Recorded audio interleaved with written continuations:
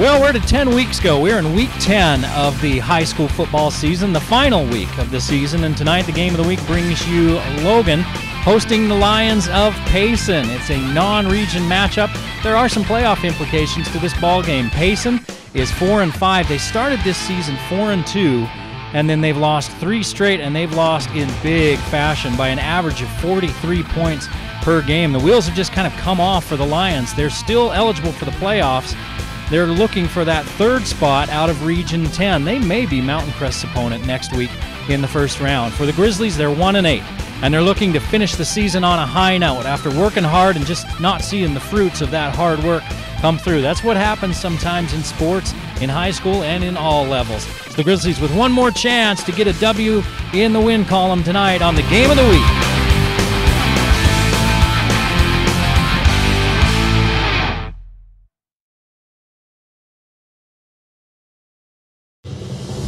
They said I wasn't fast enough. Forget what they say. You define you. The way you move, the way you compete, the way you train. If you want to win on the field, you have to move like no one else has moved before. That's why I train with Rip 60. Power, speed, strength. If you train the Rip 60 way, you'll be able to do things you never thought possible. Rip 60 features suspended rotation, the key to power so your body is forced to stabilize and balance throughout your workout, engaging more muscles and building your core with every move. The secret is the rotational carriage, which promotes more muscle activity, allowing you to build muscle fast. I train like the pros. You can too. Get Rip 60. Unlock the rewards of training the way elite athletes do in less than 60 minutes a day for just 60 days, so you can get incredible results like these fast. Call now and you can receive expedited shipping so you can reach your goal even faster. Because you define you. Rip 60 training is the way. Not every rivalry is a fair fight. Like Wendy's beef with the other guys. While they thaw out, Wendy's goes all out, serving fresh beef for nearly 50 years, which is why true hamburger fans side with the official hamburger of the NCAA. The Game of the Week on the Valley Channel is brought to you by Icon Health and Fitness, changing lives with fitness innovation. Wendy's of Cache Valley. It's way better than fast food. It's Wendy's. Mountain Star Cache Valley Hospital. Together, we're greater. Lewiston State Bank. Strong and vibrant for over a century. Cache Valley Electric. A tradition of excellence since 1915. New Smile Dental. Experience dental care. Camp Chef. The way to cook outdoors. Cache Valley Hearing and Audiology. Bring back what you've been missing. LSS Insurance, Bob Larson. Personalized insurance coverage for your family and business. The Book Table, your family store for books, music, toys, art, and much more. Planet Fitness of Logan. No gym intimidation and only $10 a month. Aspen Dental. Get that gorgeous smile you've always wanted. The Logo Shop. We logo stuff. All kinds of stuff. And the Valley Channel, Cache Valley's television station for over 25 years.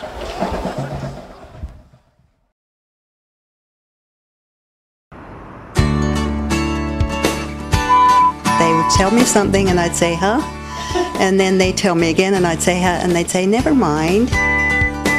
And so I called and made an appointment. Say the word pass. He's a PhD and I know what it takes to get a PhD. Say the word red. It was like night and day. And then the hearing test was the thing that I thought, wow, he really knows what he's doing. I would recommend Dr. Daines to anybody, everybody.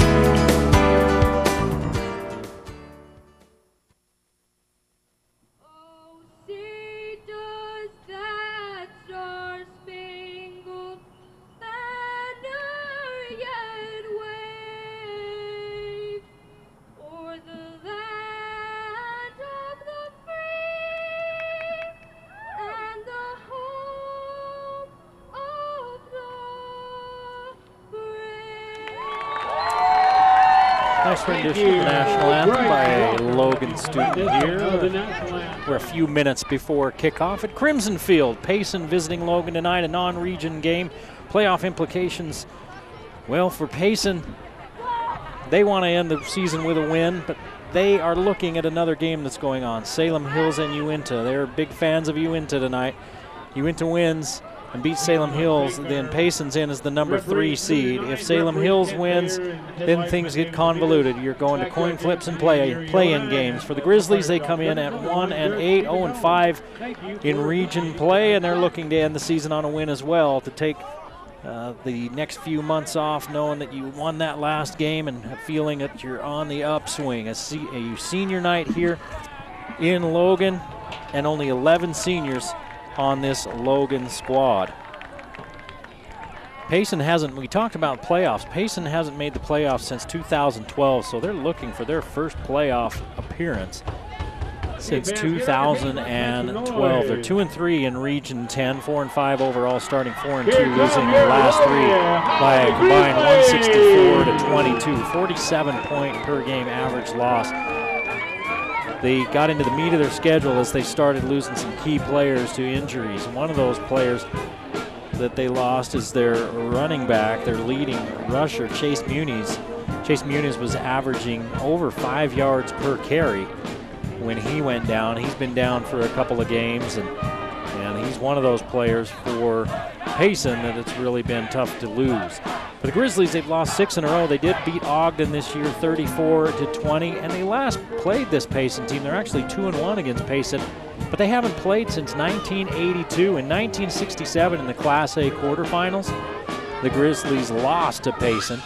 That was 1967, and then in 81 and 82, they played Payson in back-to-back years, and Logan won both of those games. Again, we mentioned it's senior night here, only 11 seniors on the entire Logan squad. If you take a look at the playoff pairings, a lot of things will be settled tonight, but right now what we do know is we do know what Region 12 looks like. The number 1 team is unbeaten Skyview, who just rolled through the season. The only real trouble they had was with Mountain Crest, a game that Mountain Crest very well could have won, but they didn't. Skyview, with an improbable 99.5-yard drive with less than 4 minutes left in the ball game to score the game-winning touchdown as time ran out. It was a storybook game. I mean, they make movies about drives like that last one, and the Skyview Bobcats, everything's gone right for them. They have the week off, they have a bye, and Skyview is the number 1 seed. They'll be playing either Mountain View or this Payson team next week at home. Mountain Crest, the number 2 seed in the region. They'll also get a home game, and they'll also play either Payson or Mountain View. I should mention Salem Hills, so Salem Hills is still in that mix depending on what happens tonight. So either Salem Hills, Payson, or Mountain View. Skyview will be playing. Skyview and Mountain Crest will be playing one of those teams. So this Payson team, we could see them again next week.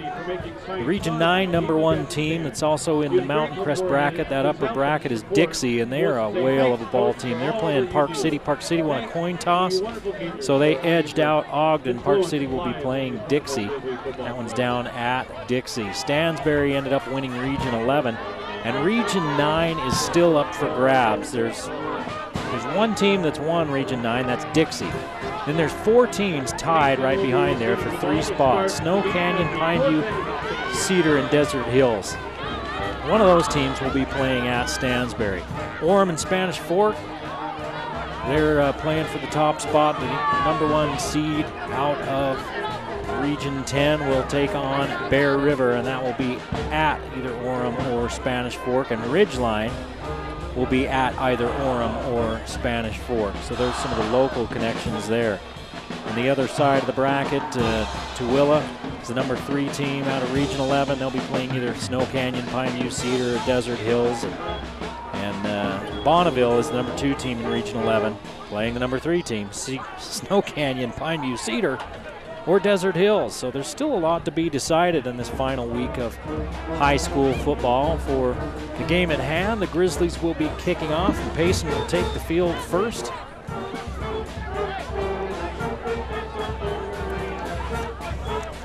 Kicking off for the Grizzlies is big number 77, Kyle Truex. The officials meeting at midfield. Now they scatter about. And when the stripes are ready, everybody else will be ready, and we can play a ball game.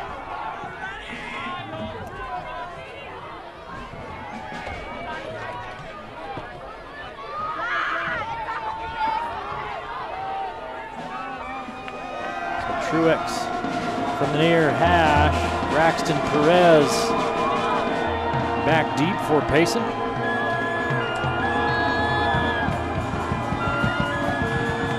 And we're underway in Logan. Here's Perez around the right side, and he's met at the 25 and down right there. Sean Marvin picked it up on one hop. They ran a little reverse. And Perez down at the 25, and that's where the Grizzly defense will set up shop against this Payson offense. A Payson offense that run a little bit of everything, likes to run the ball.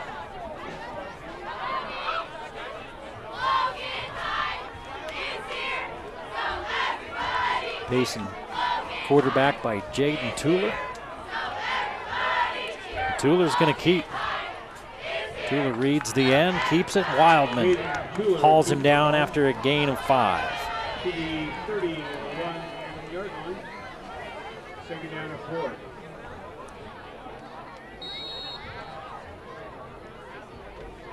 We mentioned they're missing their leading rusher, Chase Muniz, and Muniz hurt a couple of weeks ago. Harrison Judd in the backfield right now with Tueller. 3 receivers for the Lions. Tueller's going to keep. Tueller looking for some room. Nothing there, and he's brought down for a loss. Loses 2, and it'll be 3rd down and 7.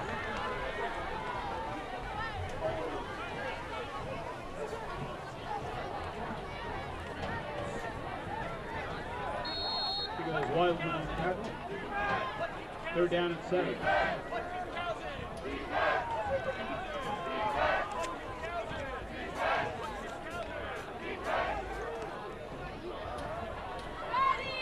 Jace Perry's number 18. He's the corner on the near side. He leads his team in tackles with 50. Tueller looking to throw. The little inside screen, enough for a 1st down, and Payson keeps the drive alive. A gain of 11 on 3rd down and 7. Down to the 40-yard line, that's good for a 1st down.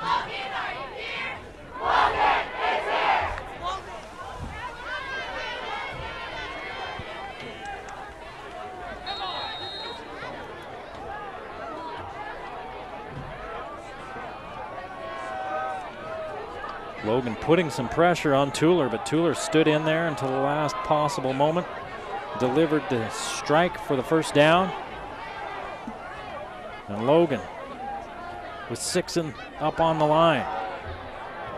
They run the end around to Judd, and Judd picks up pretty good yardage on 1st down. 46-yard line will be 2nd down and 4. Picks up 6. Actually, that was the little toss out there to him, early end around. He runs around the end for a good gain on 1st down. They picked up nearly 6 on their first play of the game, and then the Grizzlies pushed them backwards on the second play, made it 3rd and medium, and they were able to pick up the 1st down, and now here they are approaching midfield. Payson 2nd down and 4, no score, 1st possession of the game. Unleashing the long ball is Tueller, and he overthrows because he had Wildman in there at his feet, couldn't really step in. Pretty good arm there on Tueller as he put that one from the 40 down almost to the 20. That's 40 yards in the air, and he overthrew his man. 3rd and 4.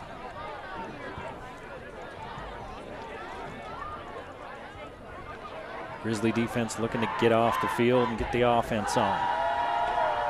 2 receivers to this side, 1 to the far side, Judd in the backfield. And the Grizzlies offsides. Unless Payson move, that's going to be an easy 1st down by penalty, and it is on the Grizzlies. Grizzlies wanting to get after it. Got a little bit too ready to go. And a bunch of them came across the line. So now the ball in Grizzly territory at the 49. Another 1st down for Payson. Riley Hansen brings the play in. He's their leading receiver. Redford in the slot. Now he goes in motion. Fake the give to him and then give it instead to Judd. And Harrison Judd turns the corner as they work on the right side of that Logan defense. He's down to the 45-yard line to pick up a 4.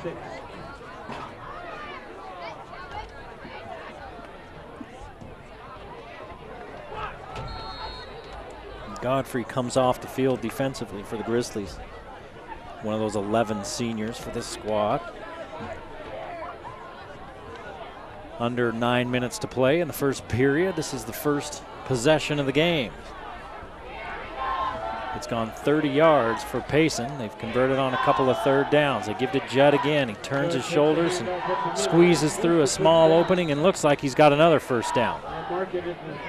And it is. That's good for Payson. 3 carries, 16 yards for Judd, another first down. 1 through the air, 1 on the ground, and 1 by penalty. As the Lions keeping this going. They have put the ball in the air twice, once on 3rd and 7 for an 11-yard gain, and the other was an incomplete pass. They went deep downfield with that one. Here's the give to Redford. Redford grabbed as he tried to run by one of the defensive linemen, and he couldn't get away. He picks up 3, but there's a flag right at the 34-yard line where they usually call a hold, and let's see what the call is. Logan's been flagged once already here in this quarter. Personal foul, face mask on the Grizzlies.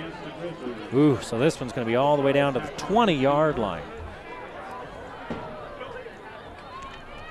2 penalties on the Grizzlies, accounting for 20 yards on this Payson drive. They started at their own 25. 54-yard drive thus far for Payson.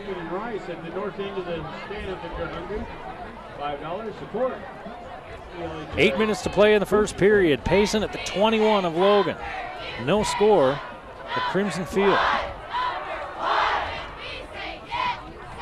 Logan with 4 down linemen. They give up inside to Judd. Judd picks up a yard. The Grizzlies shut that one down. Rare Wednesday night game, the fall break UEA going on here in Utah, so all the kids out. This is the weekend of the year you do not want to go to Disneyland. You'll see everybody from Utah there. The others that you don't see are Lagoon and other places like that. Tuller rolling to his right, sets up to the middle, picked off. Picked off by the Grizzlies, stepping right in front.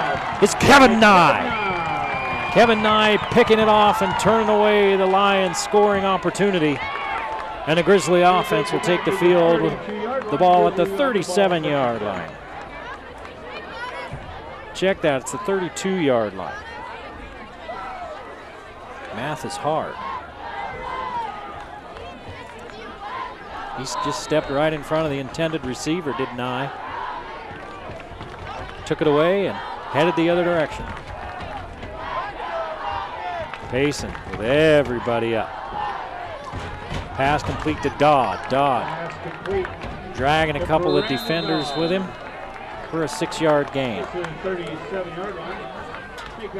It's Payton Stokes who's the quarterback.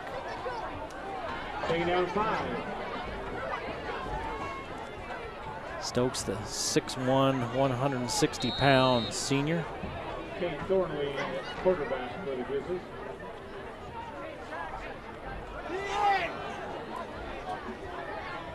They're saying Thornley. Stokes is number 2. I'll have to check on that. That's the number. Here's Wildman. He's got himself a first down and more. 10 yards for Wildman. And the Grizzlies with a first down.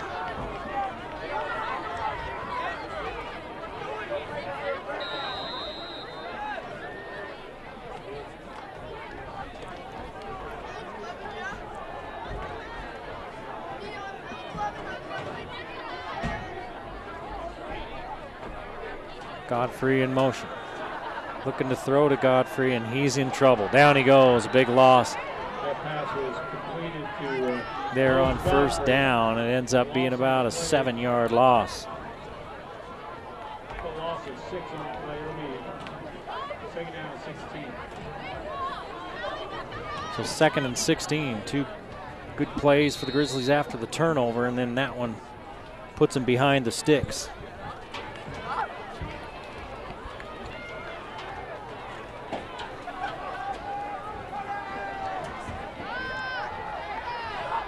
Running the screen inside to Corbett. He's got some running room. Look out down the sideline.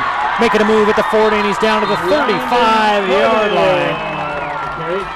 24 yards. Gets down to the Payson 35-yard line. First and 10, Grizzlies. 5:25 to play in the first period, and the Grizzlies, after the turnover, are moving the ball.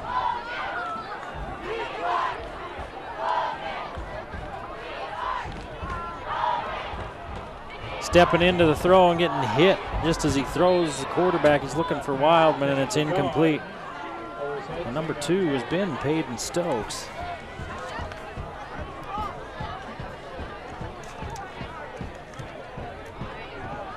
They've announced him as Thornley, who was the quarterback earlier in the season. Thornley usually wears number 5. I'll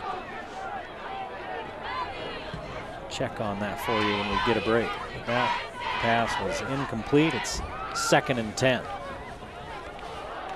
Inside give and getting out of the grab was Dylan Butters. Butters turns it upfield for a gain of 3. It'll be 3rd and 7.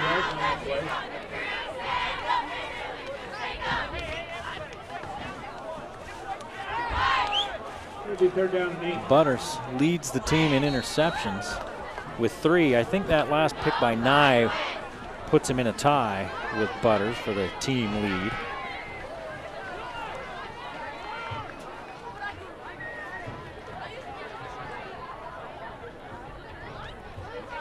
First 3rd down of this drive for the Grizzlies. They're at the Payson 32-yard line. It's 3rd down and 8. Oh, Wildman fumbles it, gets back on it. That was not a clean exchange between the quarterback and Wildman. It's a loss of 3. It'll be 4th down. Loss of a couple on the play.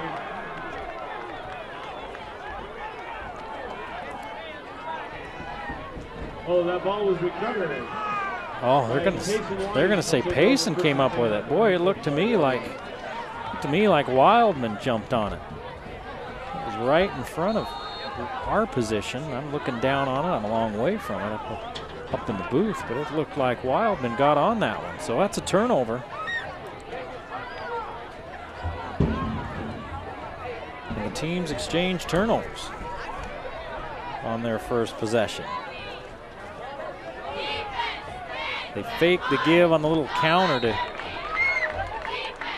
Judd and give it to Redford. Redford a couple.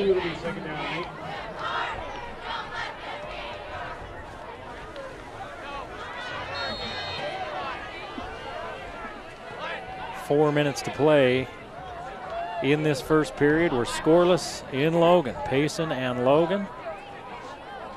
Both teams looking to end the season with a win. Payson still has some playoff hopes. If you win to beat Salem Hills, Payson's in as the 3rd seed from their region. If Salem Hills wins, then it's chaos. Here's another pick. This one picked again by Nye. That was knocked up in the air, and Nye comes down with his 2nd interception. Take over on the Payson 44-yard line.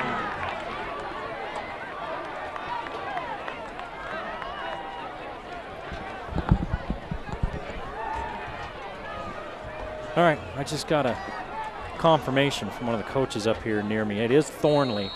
That's the quarterback. He used to wear 5, and Payton Stokes used to wear 2. And it's Thornley wearing 2.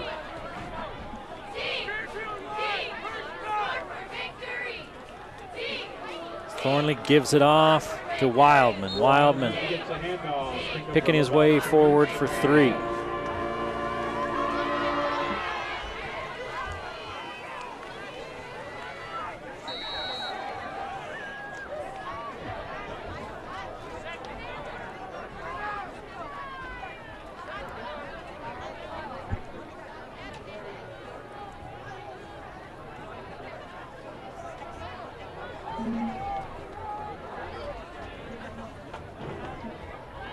Wildman goes in motion.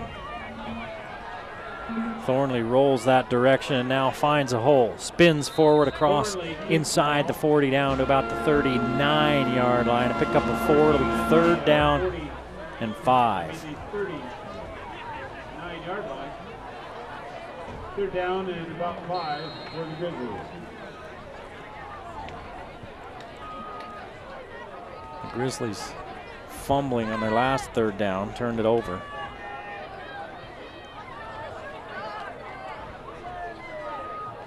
So now they'll have 3rd and 5, their second 3rd down opportunity with 2:20 to play in the first period. No score here in Logan. Both teams having a hard time hanging on to the football. They're going to hand it off. Payson was there to read that one. And it's going to be 4th and No gain on the play, 4th down 5.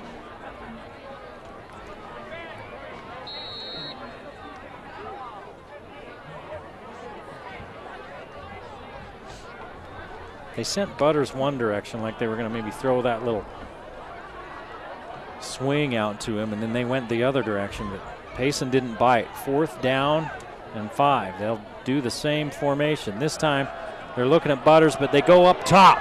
Jensen's out in front and it's knocked away at the last moment. Pass broken up by Blake Spencer. Charlie Jensen was out in front of the defense. He was behind the defense. 1st and 10, Payson. And Thornley's pass was a little bit short. If he puts it out in front of him, Jensen's walking into the end zone. Thornley'd probably like that one back. So we turn it over on downs, and the Lions get it back at the 39-yard line. No score with 1:28 to play here in the first quarter.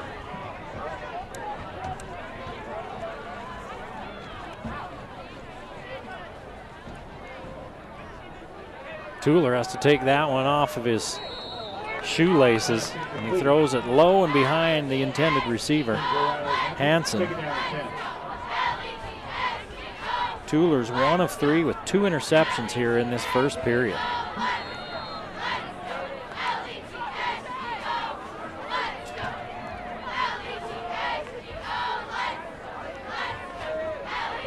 Tueller, the senior.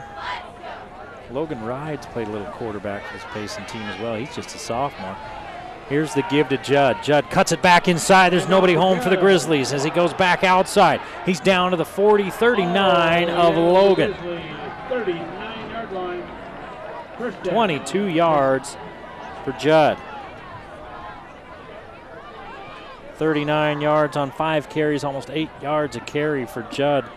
Of course, that big run right there just helped pad that average.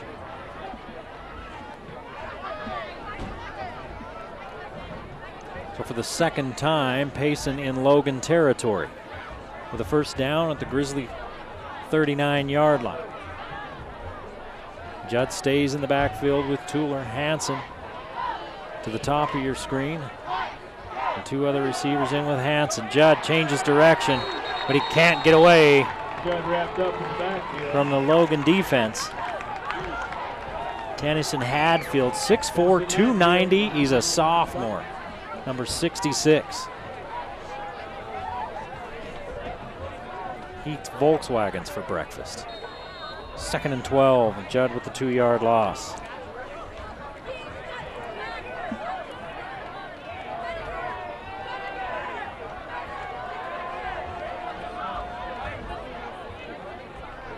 Judd stays in the backfield with Tueller. 3 wide receiver set. They're going to hand it off again. Judd again out to the 40-yard line. He picks up about a yard. The clock continues to run, and that's the end of the first quarter. No score at Logan. It'll be 3rd and 10 for the Lions when we come back.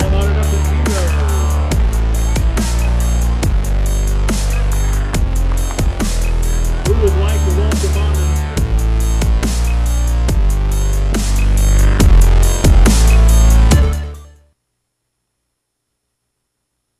When I finally got tired of playing through knee pain, I went to a surgeon I'd heard good things about.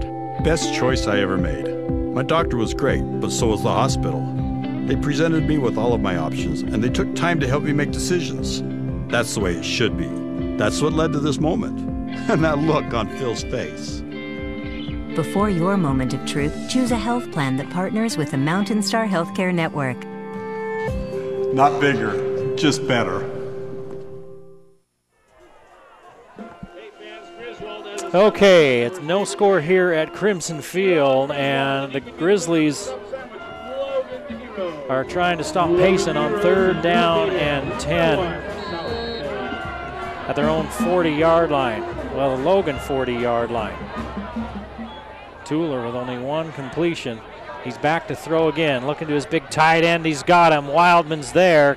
Can they haul him down before he gets to that 1st down marker? That's Mo. I think Mo got 9 of the 10. 4th down and 1. 4th and not even a whole yard, and you're at the 30-yard line. I'm imagining Payson's going to go for it. It's a non-region game. You know, win or lose, it doesn't affect your playoff seeding or anything like that. So now's the time you can work on some stuff. Both of these teams want this game bad, though. Jace Moe, the big senior. Payson hurries up to the line. Logan's offsides again.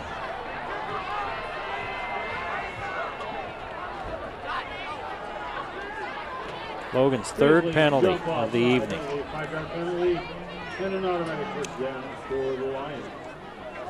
3rd first down by penalty for Payson. Twice the Grizzlies have been offsides, and one other time they got hit with a face mask penalty. Ball at the 25-yard line. The last 2 possessions for Payson have ended in turnovers. Interceptions by Tueller. No scores. We've just started the 2nd quarter. Tueller on design quarterback keep. Tueller picks up good yardage. In fact, he picks up 8. 3 carries for 11 yards for Tueller. 11 rushes and 4 passes for Payson offensively.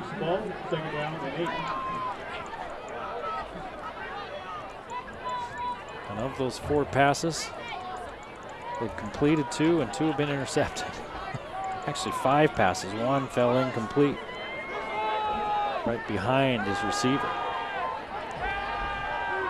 Logan looking at a blitz. They hand it off right up the middle. Fromm still on his feet down near the 5-yard line to the 4. It's a 13-yard gain as Fromm with his first carry, and it's 1st and goal, Payson. Nothing tricky about that. Payson looking to be the first team to put some points on the board with 9:50 to play and the clock running in the 1st half.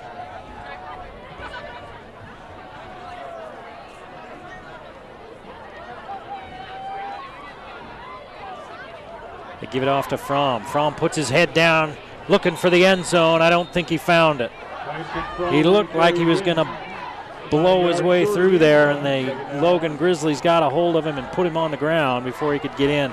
He gained 3. It'll be 2nd and goal from the 1.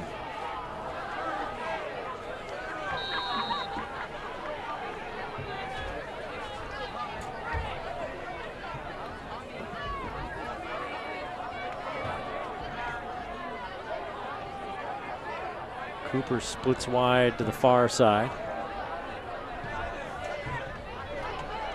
Looks like Piper to the near side. They split wide and they hand off up the middle. The pile's still rolling and a flag comes down. Touchdown Payson, but a flag, I think this one's going to come back.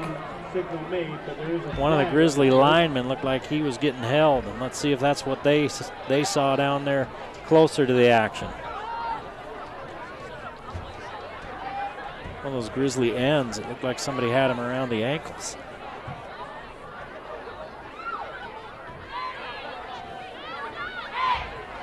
No, it wasn't that. It was illegal assistance. They were assisting the runner, and you can't. Touchdown will not count. You can only do that in certain ways. You can push, you can't pull. So no touchdown, and it backs up Payson 5 yards, and that's their first penalty of the game. The 5-yard penalty in the roll. 8:55 to play in the first half. No score. Payson knocking on the door. 2nd and goal at the 6-yard line. Tueller with 5 wide receivers. Fakes the give on the end around. He's in the middle, and he's pushed backwards. Gets down inside the 5, though, and now another flag comes out. Logan was pushing him back, and they kept pushing after the whistle. And White Hat, I think, decides that was too much pushing. And it's going to end up being a first down. Personal foul against the Grizzlies. Oh, my goodness. Repeat 2nd down. Well, White Hat's the boss down there, but it'll be 2nd down and 3. That was again, we're from a long way up here. That seems like a ticky-tack penalty. Unless somebody, and now a flag on the Logan sideline. So that's a sideline warning. That's a sideline warning against the Grizzlies. It's the officiating crew taking charge here tonight. You know, the whistle had blown. They were still pushing Tueller back. They didn't throw him to the ground or anything. Somebody could have said something or done something that the official, who's a lot closer, could see that we can't. In the backfield, the runner is met and tackled for a loss. It was 2nd down and goal at the 2 after the penalty. That was Moe, I believe, in the backfield, and he's knocked down for a 3-yard loss. 3rd down and 4 for the Lions.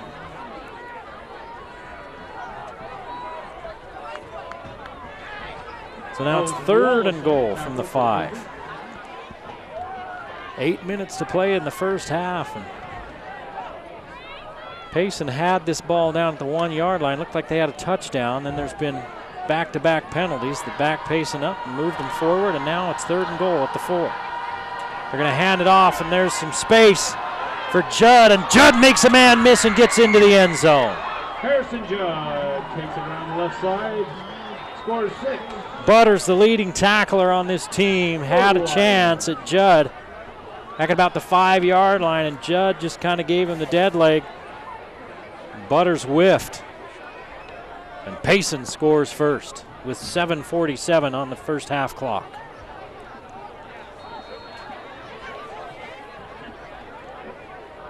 Logan didn't make it easy. It's Tueller set to kick.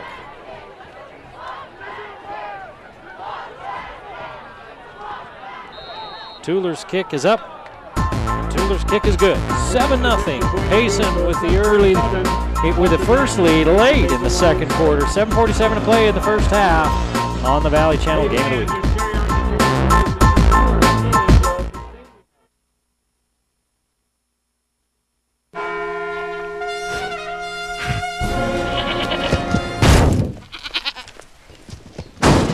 Billy Goat Ruffians. Seen it, covered it. We know a thing or two because we've seen a thing or two. We are farmers. Bum, bum, bum, bum, bum, bum. Give us a call at 752-9493. You'll be glad you did.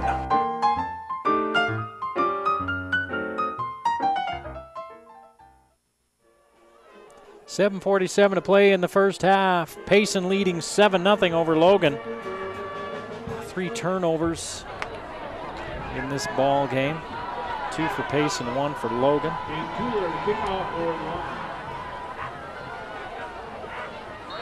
Some 4th down conversions, a bunch of penalties. And Payson kicking it off into the end zone, and Logan will take the field. It is Thornley wearing number 2. Peyton Stokes tore up his knee a few weeks ago, and so Thornley was out and hurt last time we saw this team. And Thornley is wearing number 2 in honor of Stokes tonight. Planet Fitness and Burton Lumber and our silver sponsors, Cater Shop, Thornley Dental, and New Horizons Beauty College. Thank you for supporting Logan High Grizzly football. He's calling the play.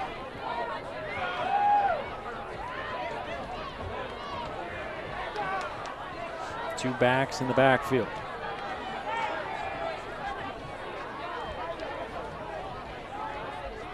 This looks like actually a new quarterback. That's Kevin Nye in at quarterback, and he picks up 5. 2nd and 5.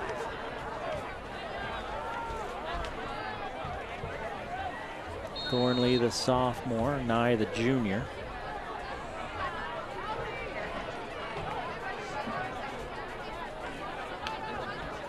Nye actually the leading rusher on this team.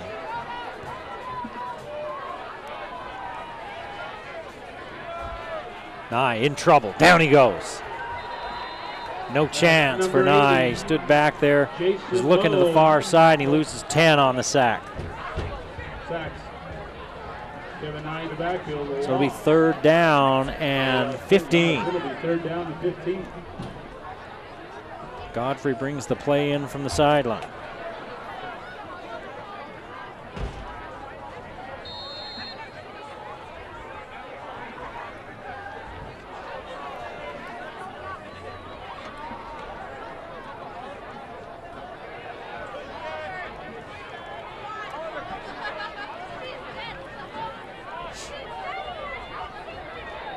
Ball at the 20-yard line. Logan trailing now 7-0. 6:20 to play in the first half. Empty backfield. That's Thornley that's in there now on the wheel route. He's got a man out at midfield. The Grizzlies are in business. 3rd and 15. And a 37-yard completion. Into Payson territory. Out to Butters. 47-yard line. 1st down, Grizzlies.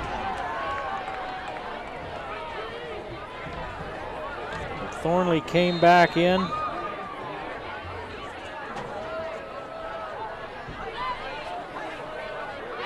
He hits for 37 yards. He's now 4 out of 6 for 61 yards as Thornley, and that was a huge one, their first 3rd down conversion. Godfrey goes in motion. Thornley's going to keep it right up the middle. 1st down as he spins inside the 35 down to the 34-yard line. 13 yards for Thornley. 33-yard line. 1st down. 2 carries for Thornley, 17 yards.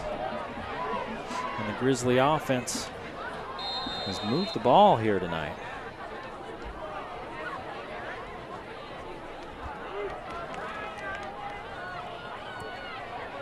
86 yards of offense.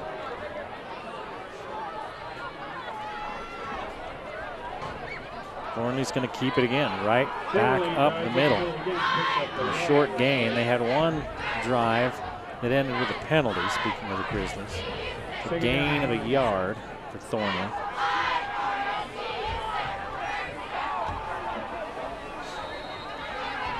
Payson's turned it over twice, but they were finally able to string a drive together and get it into the end zone. It took them a while.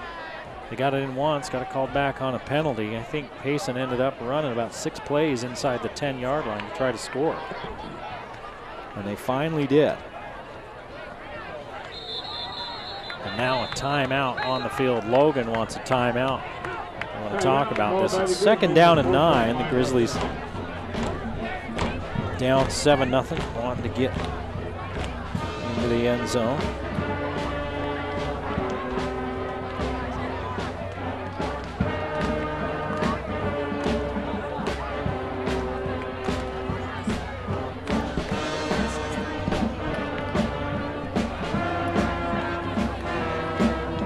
The other score we're keeping our eye on, and actually we're keeping it on it more for who might be playing whom next week,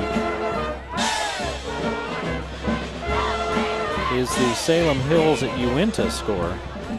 Salem Hills loses that game, then Payson will play Mountain Crest next week. If Salem Hills wins that game, well, then it's all messed up.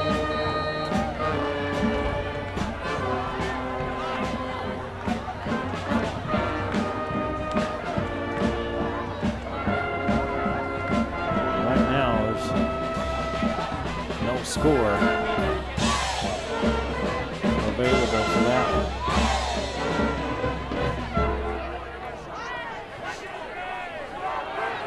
2nd and 9. Thornley in at quarterback. Nye started this drive at quarterback. Thornley looking down the middle. He's got Dodd, and his safety, or the corner, excuse me, comes over and cuts in front of that. Looked like a sure touchdown. It was knocked down at the last second. Thornley had Dodd with a step, and the ball hanging up just for a minute, and a good close on it by the defensive back. And it's 3rd down.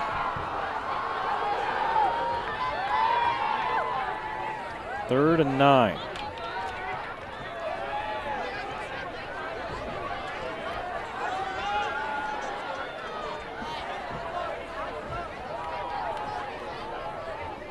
Thornley's got Wildman in the backfield, looking to the edge, has his receiver.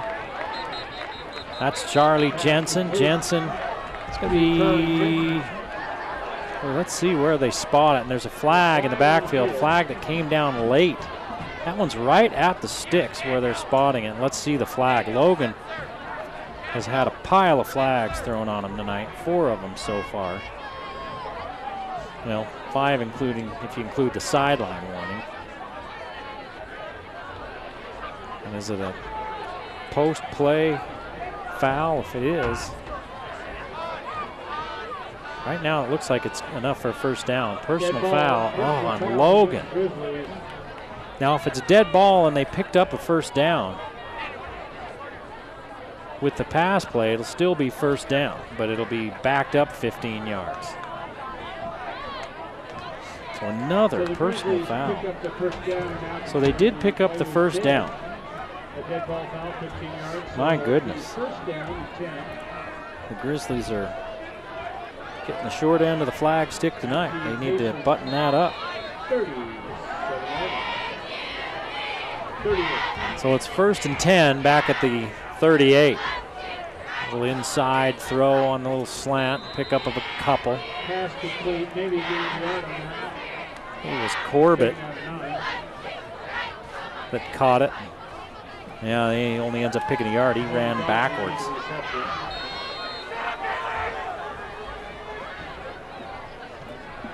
Godfrey.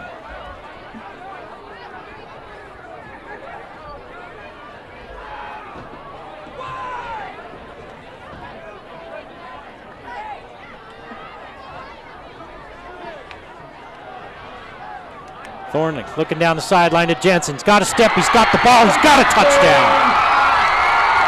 More importantly, no yellow flags down on the field. 37 yards, Thornley to Jensen.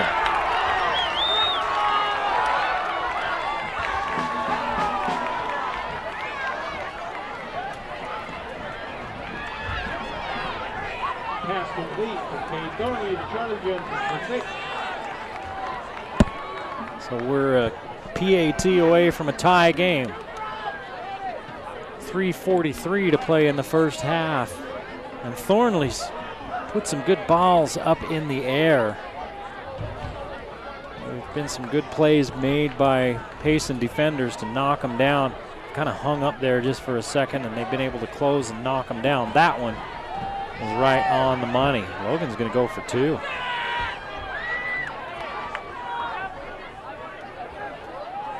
Thornley looks, steps up, fires, caught. Logan with the lead. 3:43 to play in the 1st half. The Grizzlies convert on the 2-point attempt. 8-7, Logan.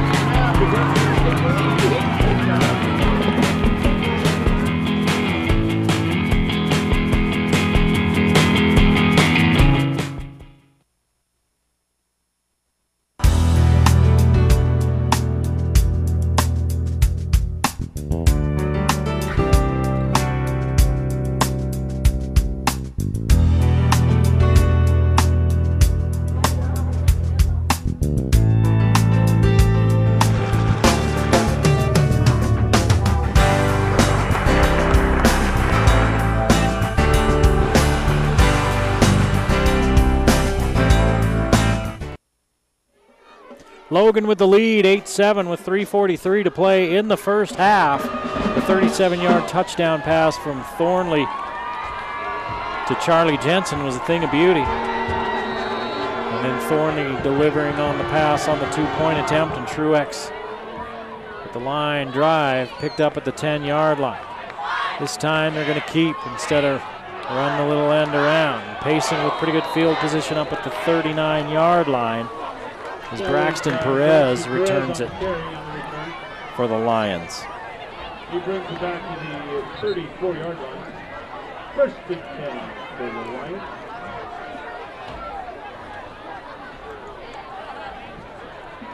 Green Canyon's playing at Ben Lomond tonight. They trail 10-7. That one in the second quarter. Mountain Crest is playing at Tooele. And Mountain Crest at 8-1, trailing at the beginning of the second quarter 7-0 in that one. Here's the give to Judd. Judd across the 40, almost to the markers before he finally brought to the ground. It's going to pick up 9. Picks up about 8 on the play, taking down to 2.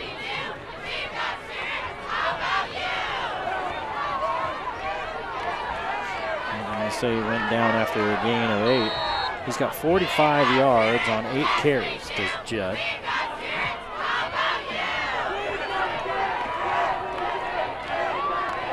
Three minutes to play in the first half. Logan leads 8-7. Judd waits for an opening. He's got it. Still on his feet as he steps out of a couple of attempted tackles, and he's finally brought down by Connor Shumway. Down to the 41-yard line. 16 yards for Judd.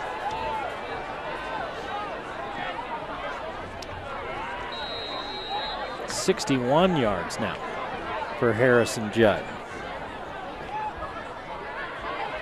Clock runs with 2:40 to play. Grizzlies leading by a point. The Lions running the ball. They give it to Judd again, and this time one too many to the well. And he goes down for a 4-yard loss. Up in the backfield. A loss of 4. Second down 14. Second and 14. Now that changes the play calling a little bit. The Grizzlies have been able to put a little bit of pressure on Tueller when they have passed. They haven't sacked him yet.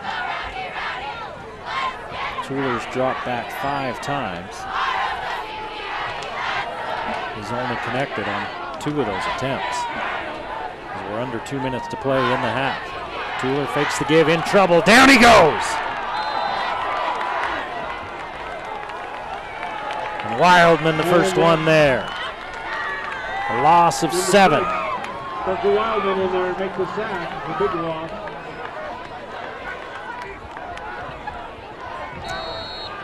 They're down So to now 21. it's 3rd and 21. 2 for 3 on 3rd down for Payson, but on the 1 3rd down, they converted on 4th down. That's 1 3rd down that they missed. They converted on 4th down. 3rd and 21, back at their own 48 now after the back-to-back negative plays. 3 wide receivers to the near side. Moe is on the outside, the big tight end. Tueller grabbed as he goes on the design scramble. He's brought down, and a timeout called by Logan as it's 4th down and long. Tueller maybe picked up a yard, got back to the line of scrimmage, and it was Andrew Wallace who took him down. And the Grizzlies stopped the clock with 57 ticks.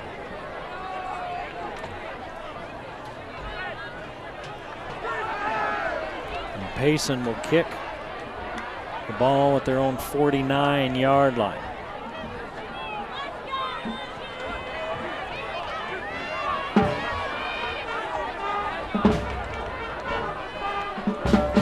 Godfrey will head back to field this one, see if Logan comes after the punt. Jarrett Christensen, big sophomore, in there to kick.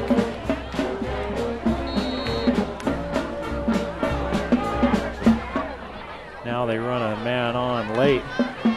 Nobody sees him. Perez. Christensen kicks it away. And out of bounds. Not a great kick. Let's see where they say it went out. Official still walking as he gets to the 30-yard line, and that's where Logan will take over at the 30-yard line with 53 seconds. Like they're going to mark the ball at about the 30-yard line. 21-yard kick. First and 10, Grizzlies. Logan leading by a point at 8-7. They have the ball back. Logan will get the ball to start the second half, so this is like a bonus possession for them. They can do anything with it.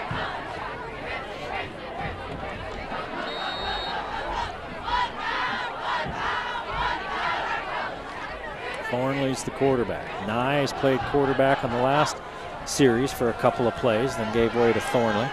Nye, he ran it while he was in there. Thornley throwing to the sideline to Dodd. Dodd steps out of bounds up at the 42-yard line. At the 40. It's a 12-yard reception. First down, Grizzlies. 122 yards and a touchdown for Thornley. The sophomore having a pretty good first half.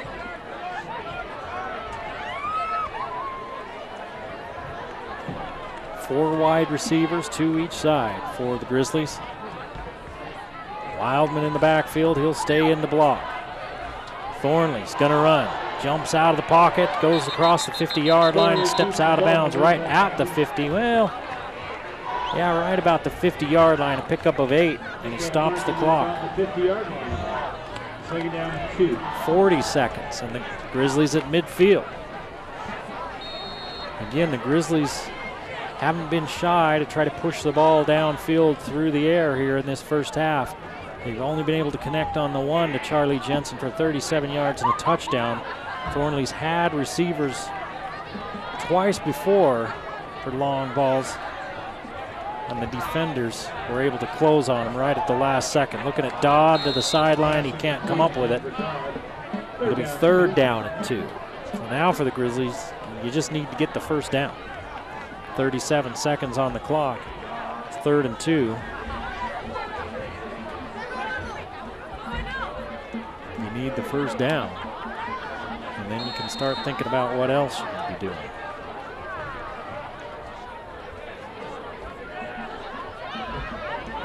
You don't even necessarily have to get out of bounds because the first down will stop the clock until they set the chains. Jensen and Dodd to the far side.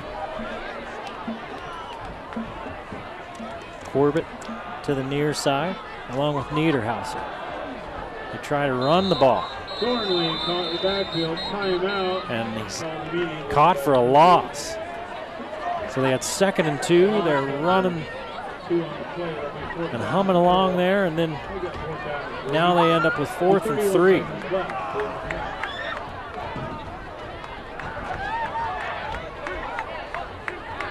Five carries, 25 yards for Thornley. And a timeout on the field. Logan kicks this away, then Payson will have a little bit of time to operate. 4th and 3 right near midfield. You're leading by a point. See what the Grizzlies elect to do. Truex is out there. Looks like the Grizzlies might just go for it.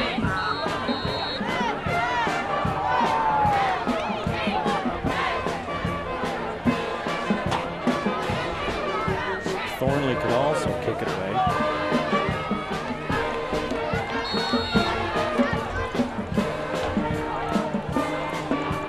5 tonight on 3rd downs for the Grizzlies here in this first half. 4th and 3. The Grizzlies look like they're going to go for it.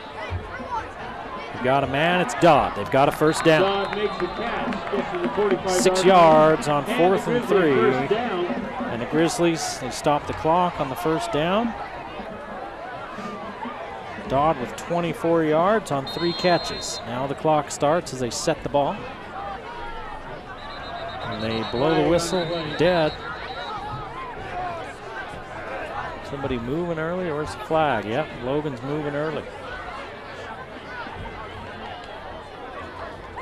So it'll back them up, back to midfield. 22 seconds on the clock, and Logan, that's their 6th penalty of the half. 6.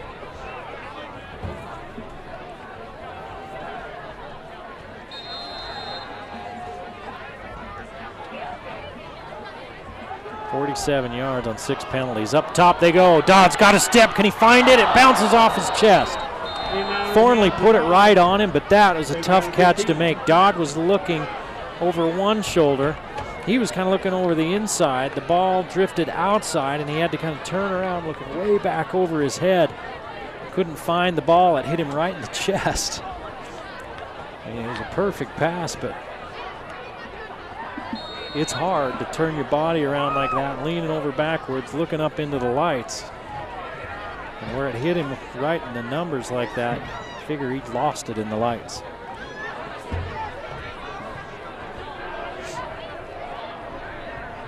Second down and 15, 13 seconds on the clock. Here comes the Payson pass rush. Downfield they go. Niederhauser is overthrown. For number 80, Sam Niederhauser. They keep attacking that right side of the offense, left side of the defense. 3rd and 15 with 7 seconds to play now. We're in the first half. The Grizzlies lead 8-7. We're 7 seconds away from halftime. First half and most of the second quarter. The clock was ticking along in a hurry. Now we've had a couple of scores, and Logan's been putting the ball in the air and using timeouts.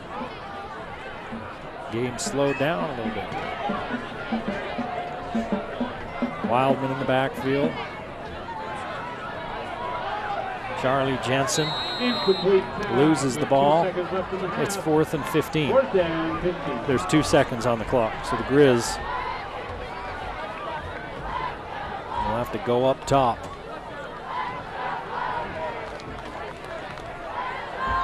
Way up top.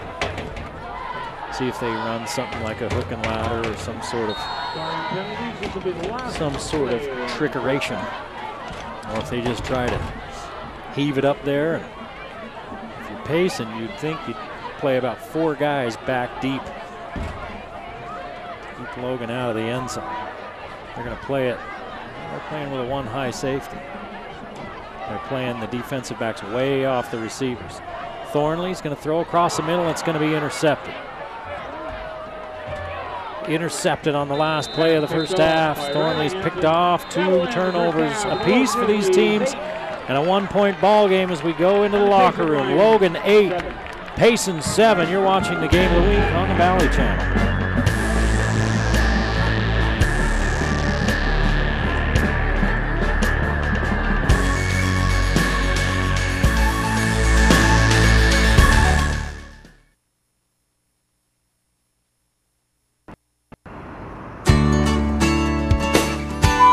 They would tell me something and I'd say, huh?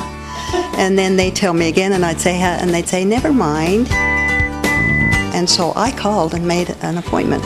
Say the word pass. He's a PhD, and I know what it takes to get a PhD. Say the word red. It was like night and day. And then the hearing test was the thing that I thought, wow, he really knows what he's doing. I would recommend Dr. Daines to anybody, everybody.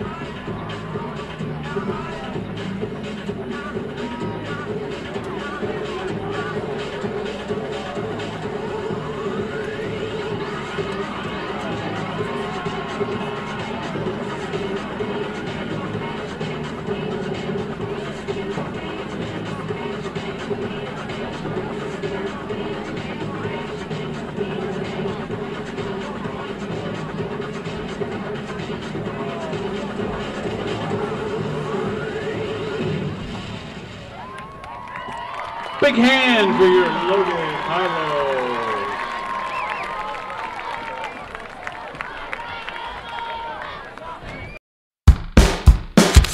Hi, I'm Sue. I'm a goalkeeper for Logan High School soccer. I am proud to be a Wendy's All-Star and go Grizz. Hi, I'm Jace Perry, and I play safety for the Logan Grizzlies. I'm honored to be picked as one of the Wendy's All-Stars. Go Grizz!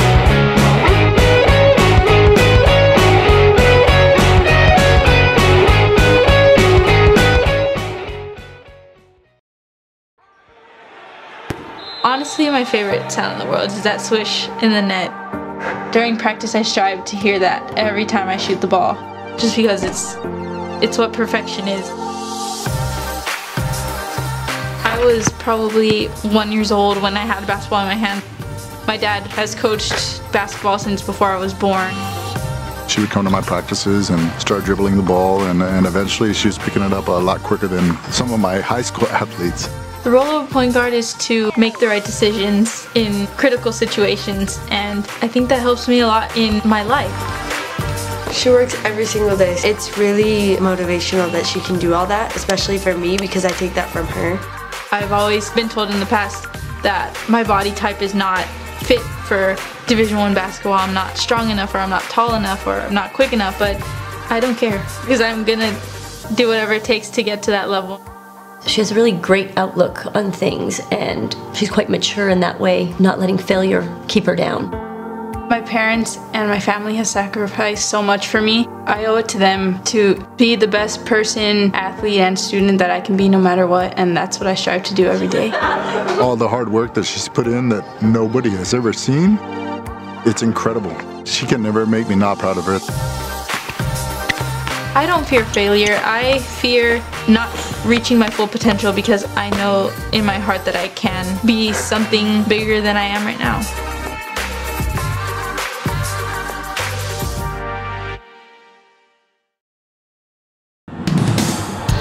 The Game of the Week on the Valley Channel is brought to you by Icon Health and Fitness, changing lives with fitness innovation. Wendy's of Cache Valley. It's way better than fast food. It's Wendy's. Mountain Star Cache Valley Hospital. Together, we're greater. Lewiston State Bank. Strong and vibrant for over a century. Cache Valley Electric. A tradition of excellence since 1915. New Smile Dental. Experience dental care. Camp Chef. The way to cook outdoors. Cache Valley Hearing and Audiology. Bring back what you've been missing.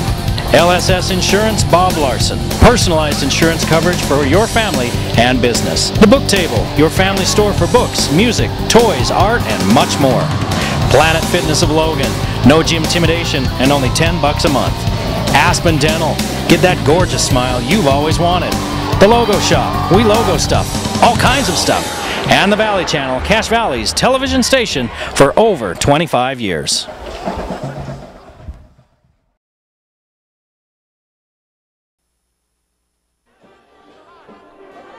Logan turning it over. Logan turning it over on their last play of the first half. They lead 8-7, and here's a kick return that's got a chance. Niederhauser down the sideline. Touchdown!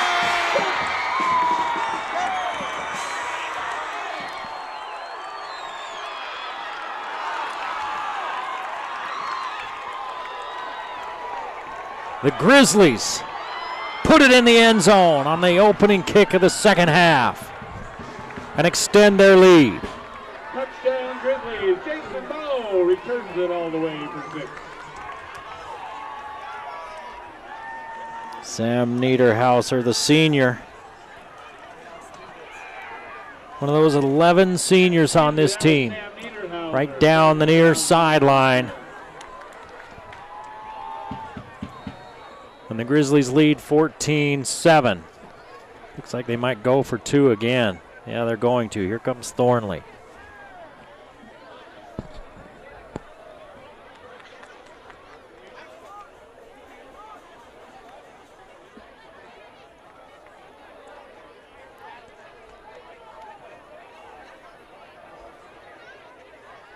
Thornley to the middle.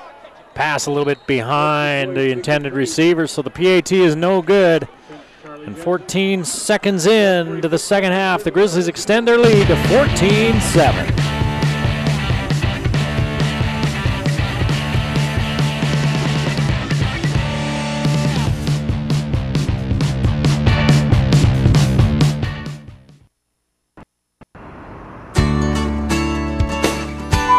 They would tell me something and I'd say, huh?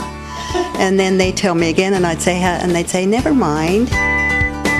And so I called and made an appointment. Say the word pass. He's a PhD, and I know what it takes to get a PhD. Say the word red. It was like night and day. And then the hearing test was the thing that I thought, wow, he really knows what he's doing. I would recommend Dr. Daines to anybody, everybody.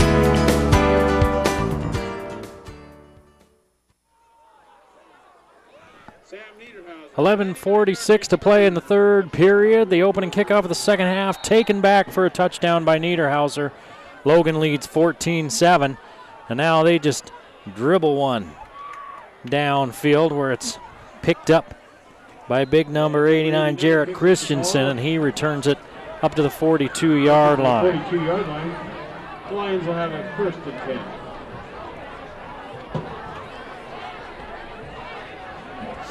So the Lions scored first in the first half. Go up 7-0. The Grizzlies tie it up or get in the end zone themselves on a 37-yard touchdown pass from Thornley to Jensen. The 2-point conversion put them ahead 8-7, and that's where we stood at the half. The 2-point conversion was no good after the kick return, so we're at 14-7 now. Payson 75 yards rushing and 20 yards passing in the first half as they give it off to Redford. Redford tries the left side of the defense. Around the right side, a pickup of about 7. And picks up 7 yards. It's only Redford's second carry. Take it down to 3. 95 total yards in that first half for Payson. For the Grizzlies, 33 yards rushing, 128 yards passing for 161 total yards. Logan bringing some pressure. Tueller back to throw. Throwing a little out pattern. Incomplete as Riley Hansen can't come up with it. It's 3rd down. 2 of 4 for Payson on 3rd downs. And on one of those missed 3rd down opportunities, they converted on 4th down. That was on their scoring drive. For Payson, they're watching the Uinta Salem Hill score. They want Uinta to win that game. Uinta wins that game, and Payson's the 3rd seed out of their region. Well, right now, Salem Hills is winning that game 21-3. Well, everybody's jumping off sides, left, right, and center. It looked like it was Payson that was off first. One of the receivers left early. 5-yard penalty. It'll be 3rd down and 8. Only the 2nd penalty for Payson. They've played a clean ball game that way. Logan had 6 penalties in that first half.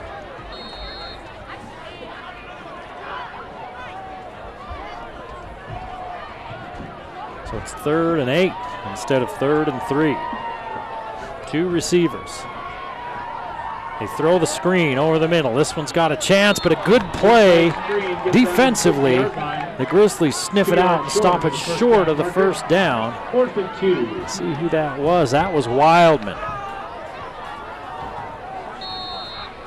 That was 6 yards. They needed 8.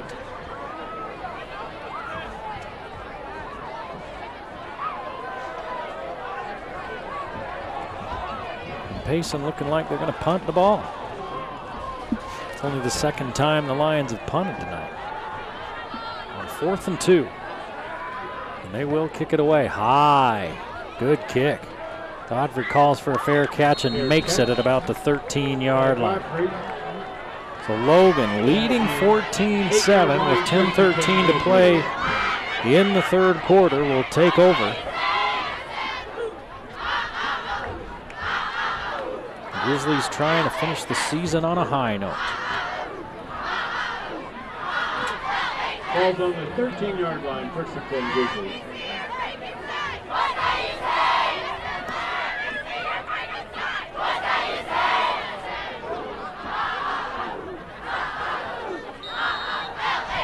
Just about as nice an October night as you can ask for.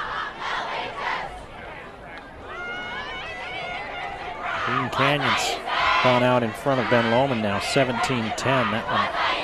That's the halftime score of that one. Here's the give to Wildman. Wildman putting his head down, gaining 9 yards. Mountain Crest leading Tooele at the half. 13-0. We had an early score from that one. It was 7-0 Tooele, but it's actually 13-0 Mountain Crest in that one. Ridgeline leads Park City 14-0 at the half, and Skyview has a bye. This Payson team could be playing Skyview next week, or they could be playing Mountain Crest, or they could be sitting home. Wildman gets the ball again. Drives out to the 25-yard line. Wildman on second down, picks up 3.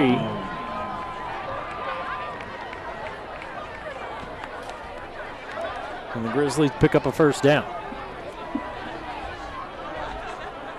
Set the ball, set the chains, start the clock. And the Grizzlies with a new set of downs, a 7-point lead and 9:20 to play in the third. The Grizzlies led 8-7 at the half. If you're just tuning in, they returned the opening kickoff the second half for a touchdown. And now they have the ball again. Wildman out of the backfield. Thornley's in trouble, gets out of it at least momentarily, and he does not get back to the line of scrimmage. Didn't block that edge very well, and Thornley never had a chance. Loss of 1, it'll be second down and 11.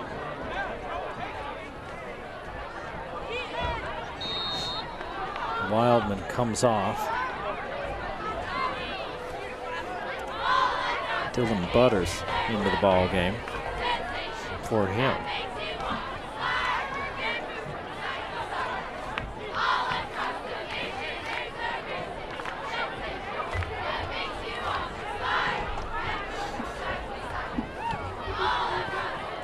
Niederhauser in motion. He's the one that scored the touchdown on the kick return, and Butters in motion in the backfield. And too much time. Logan took way too much time in the huddle there.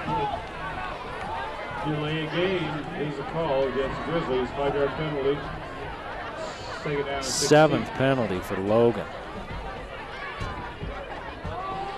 7 penalties, 52 yards worth.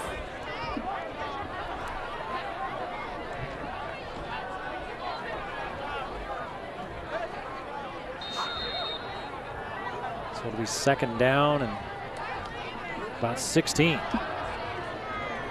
They're going down the sideline again, and Butters was just knocked out of bounds. He's 15 yards downfield, and the corner just knocks him out of bounds, chucks him out of bounds. No flag. The ball doesn't have to be catchable in high school. I honestly don't know if the official was looking at that. These guys see most things, but he's smacking a guy and knocking him out of bounds. A lot of times will get you a flag, but not that time, and it's 3rd and long for Logan. 2 of 5 on 3rd downs, 3rd and 16. Butters in motion. They're going to roll toward the motion. Unloading. There's Niederhauser out front. Dodd comes back and knocks the attempted interception away, and here's a flag late. There's no way they can call offensive pass interference on this. I don't know if they can call defensive pass interference on this. The official on the sideline from way down back at the 25-yard line came in and threw it late, unless Dodd got held out of the break. It's going to be pass interference. Who are they going to call it on? Pass interference. Oh, on Payson.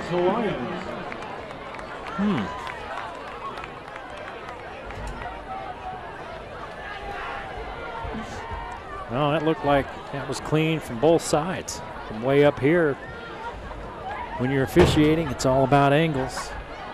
When you're down there on field level, sometimes things look different than they do way up above like we've got it. So unless there was some contact coming out of the break before we looked, before I was able to look downfield and see what was going on. So.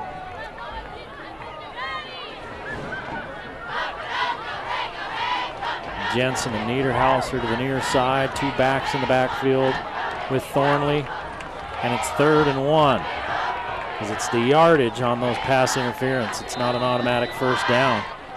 It didn't matter because they ran for the first down anyway.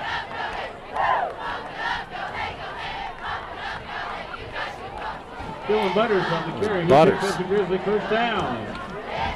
And the picked up 3 yards on 3rd and 1.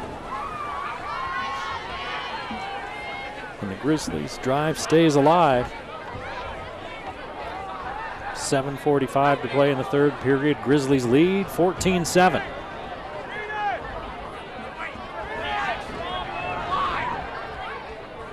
Wildman motions up, tight end spot. Thornley on the run. Tries to throw it on the run. The defensive back, Hansen, cut in front of Dodd. And it went over both of their heads and out of bounds. If that one's on target, Hansen's catching it and running the other way. 2nd down.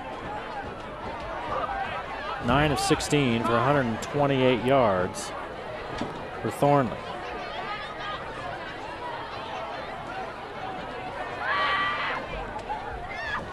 He's also thrown a touchdown and an interception. 2nd and 10.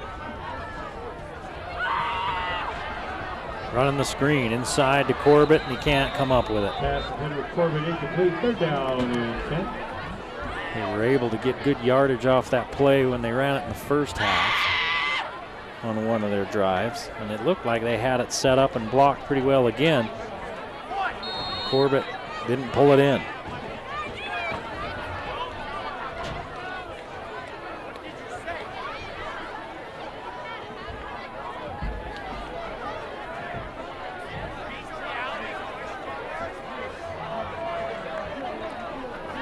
Corbett will split out wide with Dodd to the near side. Jensen, and it looks like Godfrey to the far side.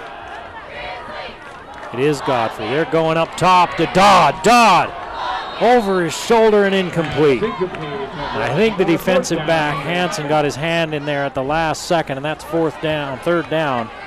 The Grizzlies will have to punt once again. Thornley put that one right where it needed to be, and once again it hung up just a second too long, and the defensive back was able to close and knock it away.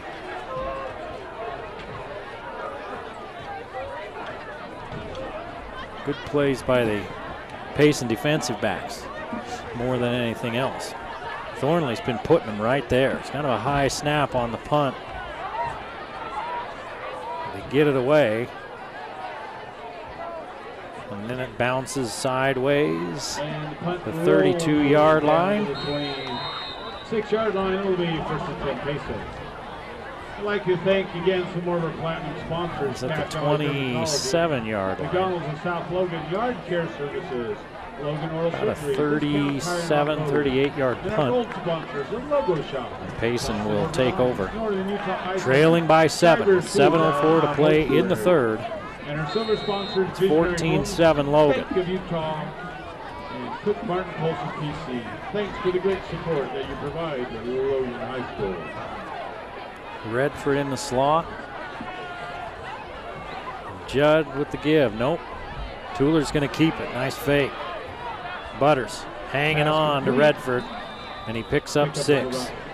5 on the play. Riley Redford on that reception. It'll be 2nd down and 5 for the Lions.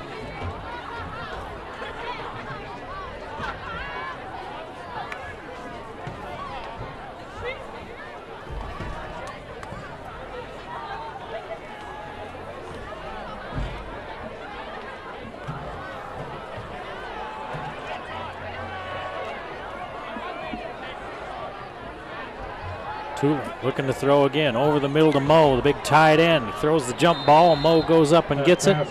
Picks up 10 yards. For the Lions to the 43-yard line. That'll be a first down for the Payson Lions. As big as Mo is, they've only thrown to him a couple times. They don't have heights and weights listed on their roster, but Mo looks like he might be about 6'4".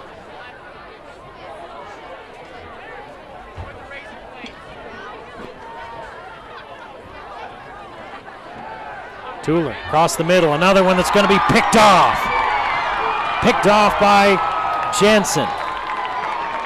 Jensen returns it inside the 50-yard line to the 47, and Logan with the lead in the ball. 5:47 to play in the third quarter. After the third interception of the night by the Logan defense.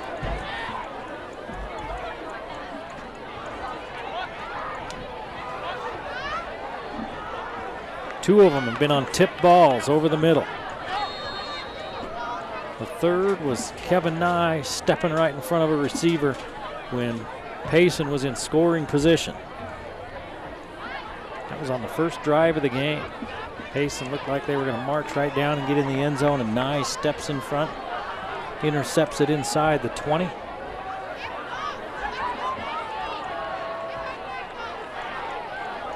Godfrey's late getting on the field, and this is a broken play. Nye is the quarterback. Kevin Nye takes loses a yard. No gain on Godfrey play. comes on late. He doesn't know what he's supposed to be doing.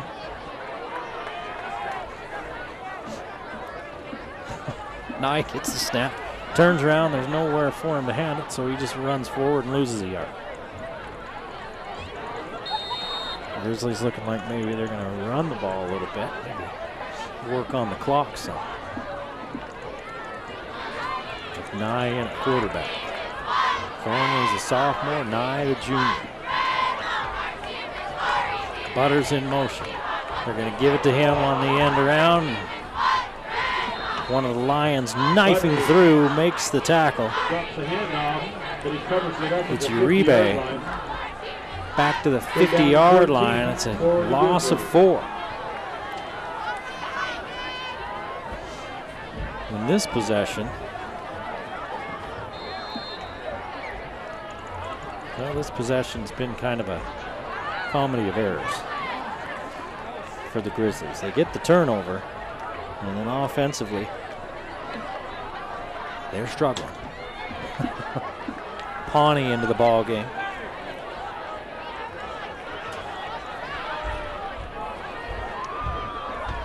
And he's in the backfield with Thornley. They're going to hand it to Wildman. Wildman picks up 5 on 3rd down and 14. About 6, it'll be 4th down.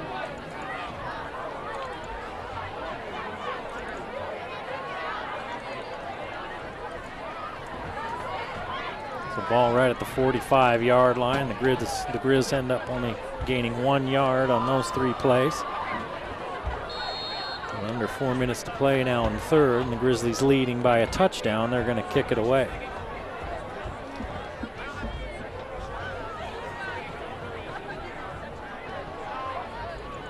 Another high snap, but fielded cleanly out there by Ruger. And that one's going to kick up and out of bounds. Picked up by the punt returner inside the 10-yard line. There's surprise, a flag on the play. A lot of those tonight. Only a couple on Payson, a lot on the Grizzlies. This ball out of bounds right about the 10. 36-yard punt dies inside the 10. The penalty's back at the 35-yard line.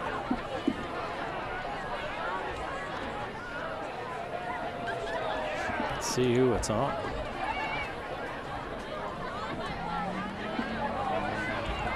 They're still talking about it.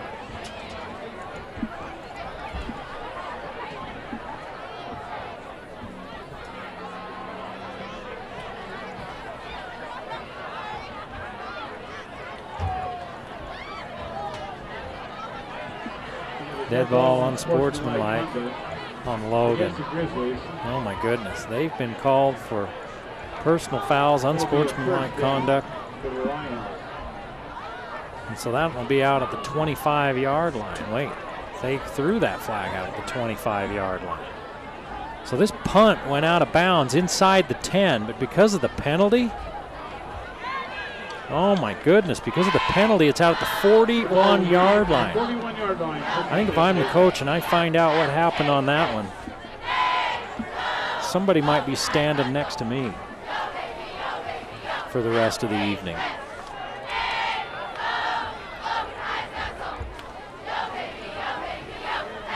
After the play, a 15-yard penalty. I guess that's not what I'm understanding. If that's after the play, why is it from the point of the foul? They called it a dead ball foul. How is it from the spot of the foul? Why is it not from the spot of the ball and out at the 25-yard line, 24, 25-yard line instead of clear out at the 41?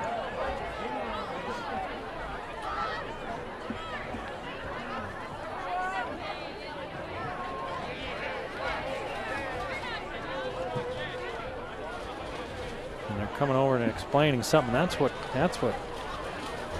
the coach is saying. Yeah, that one should be. If it's dead ball, that should be from where the ball went out of bounds. Since that was a dead ball foul, it'll go from the end of the play. Yeah, not from the spot. So one of the officials caught that and came and brought it to the attention of the others, and they got it right here. So Payson will take still. It's a penalty. It's at the 24 instead of the 41, but still, it's one of those penalties that I don't care if it's the last game or not. You're the coach. You're having words with somebody. Tuller in behind a blocker into a pile. Jake Tuller keeps the ball. Gets out to about the 28. 3 yards for Tuller.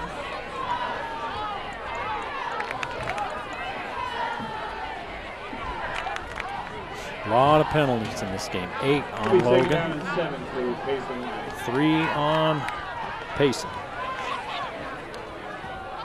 Of those 8 penalties on Logan, 3 of them were a 15-yard variety. 2 personal fouls and an unsportsmanlike.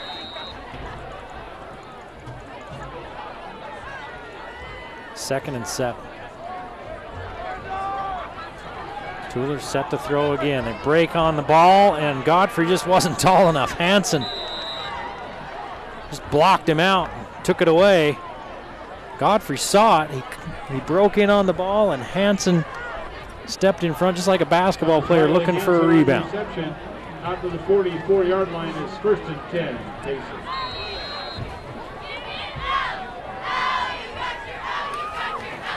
$13 yards.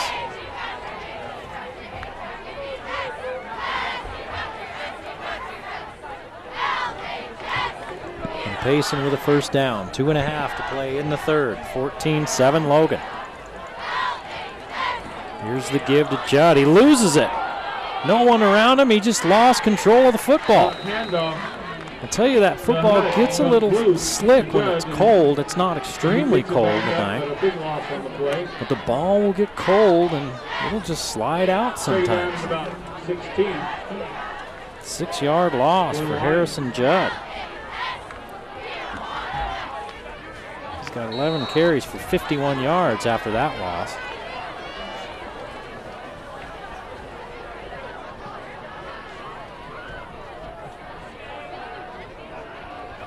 $81 yards rushing for Payson. They had 75 at the half. Redford in motion. And a penalty. Somebody from Payson moving. So Payson with their 4th penalty. 12 flags on the night, still 1:41 to play. Ball started against the Payson Lions. Here in this third period. Second down to 21.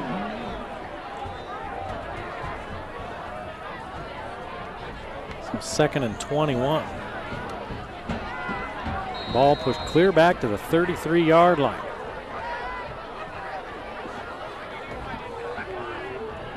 Payson's turned it over 3 times. Logan's turned it over twice. Redford in motion, Tueller to throw. Looking down the sideline, there's 2 defenders there, and the ball drifts out of bounds, incomplete. Intended for Riley Redford, incomplete. 3rd down and 21.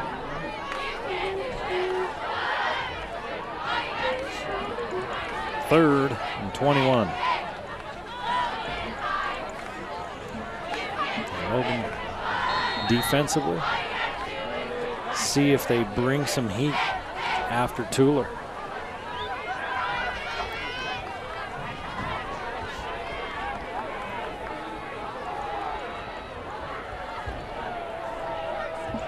Redford and Piper to this side, 1 receiver to the far side. Judd's in the backfield. Tueller across the middle, over the head of Piper. Cooper, excuse me, and it's 4th down and long, and the Lions will have to punt again. 1:12 to play in the 3rd.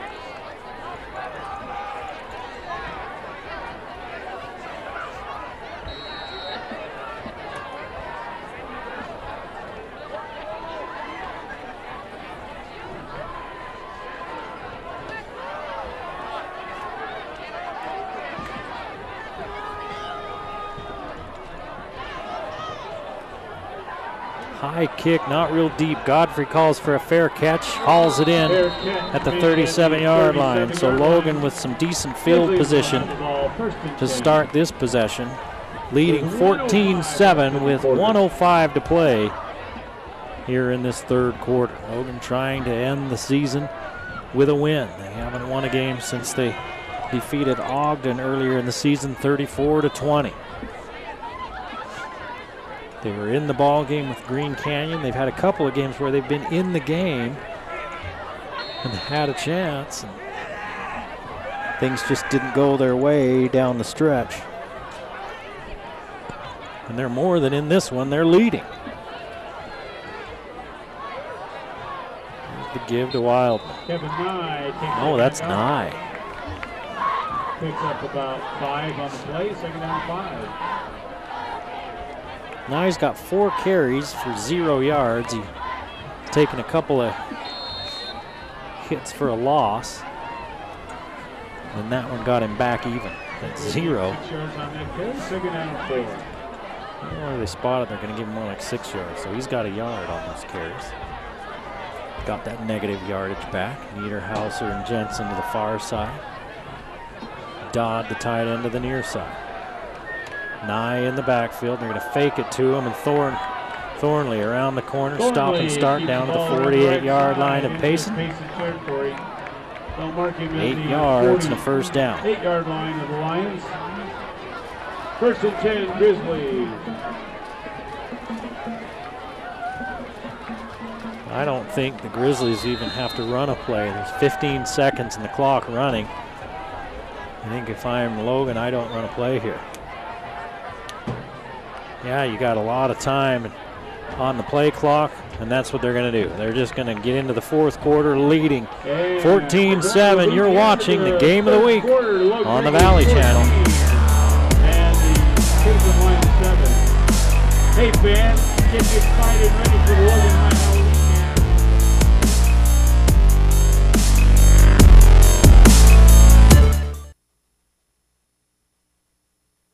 When I finally got tired of playing through knee pain, I went to a surgeon I'd heard good things about.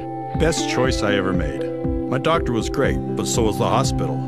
They presented me with all of my options, and they took time to help me make decisions. That's the way it should be. That's what led to this moment. And that look on Phil's face. Before your moment of truth, choose a health plan that partners with the Mountain Star Healthcare Network. Not bigger, just better. Back at Logan High School, we go to the 4th quarter, 14-7.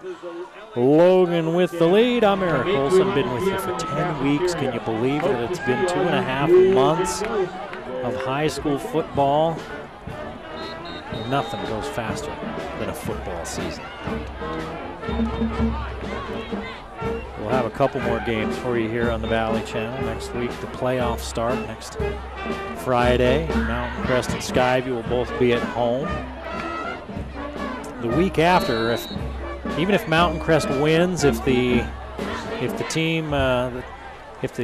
number one team in their bracket wins as well, then they have to travel clear down to St. George. So we'll probably hit Mountain Crest that first week and look to go to Skyview that second week, whoever's in town. If Skyview loses that first week, I would be shocked, because they are a team that's firing on all cylinders. You almost don't want to see them take a break, take the week off, lose that momentum. But Skyview's as good as any team that I've seen this year in 4A. Dixie's very good, and to be fair, I haven't seen them live, just some snippets of them. But Skyview, they're a complete team. Here's Thornley using the nigh block to get around the edge and out of bounds at the 41-yard line. It'll be 3rd down and 3. Marked out at the 41-yard line. Mountain Crest and Skyview will be playing once again, if you've got the either Payson, Mountain View, or Salem Hills. If Salem Hills hangs on in the game that they're playing in, right now it's more than a hang on. It's 34-0 in the 3rd quarter in that ball game. Salem Hills is winning that one handily. So what'll happen, from what I've been told, is you could have coin tosses. And you got a 3-way tie. You get a coin toss,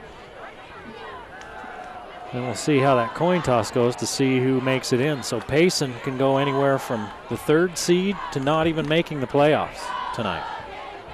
Whatever happens in this game doesn't really count for that, but you know, they'd like to get a win, and if they get into the playoffs, get in with a little bit of a head of steam going. Short of the first downs, they tried the little screen. Corbett doesn't gain anything, and it's 4th down. Ruger on to punt, standing at his own 46-yard line. Last couple snaps have been high. This one just right. Ruger angling it for the sideline, hangs it high, and it hits the helmet of his own player. Hits his own player right on the head, right on that hash. He was kind of angling it toward that, between that right sideline and hash, and it came down on the side, or on the hash, and hit his own player right in the head. Inside the 20-yard line. So the Logan defense with 3 takeaways tonight. Back on the field. And the Lions trying to get something going. They scored first, did Payson. Built that 7-0 lead, and then the Grizzlies scored in the 2nd period and took the 8-7 lead into halftime. The Grizzlies take the opening kick of the 2nd half back for a touchdown. And it's 14-7. Logan with the lead. Judd back to the line of scrimmage, and that's it before he's taken down. Taken down out there by Andrew Wallace.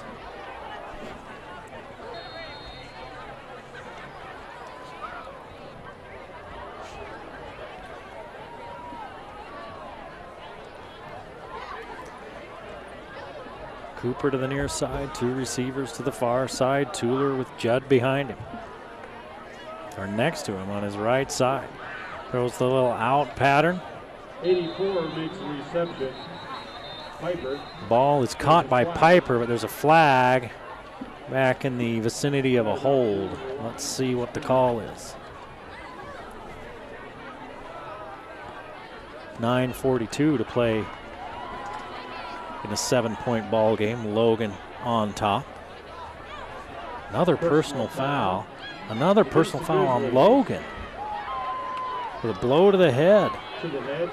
3 personal fouls and an unsportsmanlike conduct on Logan.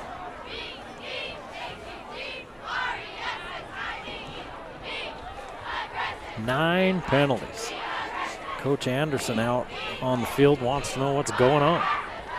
Ball's marked at the 39-yard line. And he doesn't like the explanation. But he's also hollering at his defense, so I don't know. He may not have liked the explanation because he was frustrated with his own players, not so much with the call. Here's the give to Tueller. The quarterback was actually Logan Ride, the sophomore, on that play, and Tueller carries. 2nd and 7. So Ride has played quarterback for Payson throughout the season.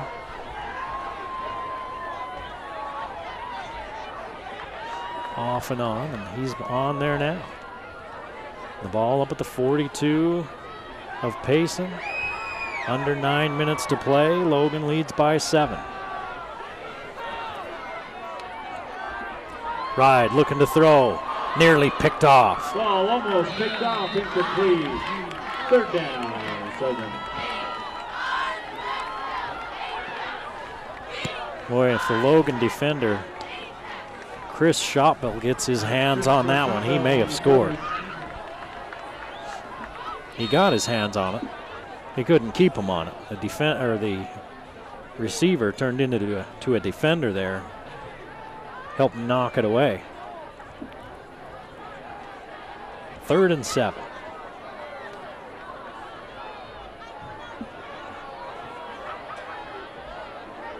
The Grizzlies with a bunch of guys up. 6 guys up. Ride looking for the edge. Dodd chasing. Throws it. Complete? No. Incomplete. He got it out there to Judd. Judd bobbled and was grabbed by one of the defenders. The ball falls to the ground. 4th down and 7 for Payson. What are they going to do? It looks like they're going to punt.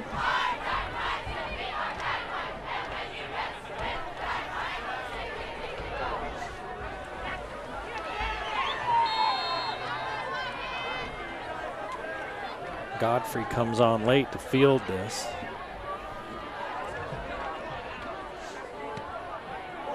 High knuckleball kick. Bounces at the 40, out of bounds at about the 45 or the 35. 35-yard line. 20. About 20 yards on that kick was all. Off the side of the foot of the punter. Logan takes over with 8.5 to play in the game, nursing a 7-point lead. You get the feeling that if the Grizzlies could put another touchdown on the board, this ball game might be over. But the Grizzlies just haven't taken this game by the throat. And silver sponsors, St. Catfield, Baxter & Morris, Grady Driving Street, Parkville. Thank you for supporters. Thornley's going to hand it off to Wildman. Wildman still on his feet. He's got the first down and more. He's out to the 50-yard line. 15 yards for the senior. Of the Lions, first down, Grizzlies. 42 yards on 7 carries for Wildman. And that was a power run if I've ever seen one.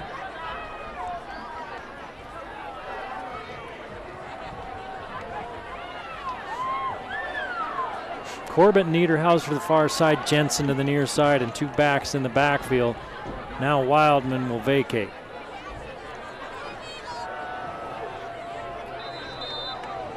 And they're going to hand that one off to Dodd, who was in the backfield, playing at a halfback instead of the tight end spot. He gets it back to the line of scrimmage, and that's it. Maybe the length of the football.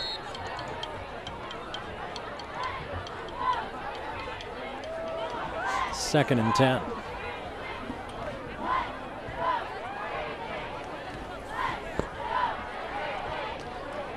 Logan not really in any hurry. Still 20 seconds on the play clock. Leading by 7. With under 7.5 to play. Thornley no one to throw it to, but the field opens up for him. He's inside the 30, down near the 20-yard line. 20-yard line. First down. They sent the backs out, looked like they were going to throw like a little screen, and Payson jumped on it. And that opened up the middle of the field. Thornley saw that he couldn't make the throw, and he took off. So the sophomore with a big gain. And Logan in the red zone.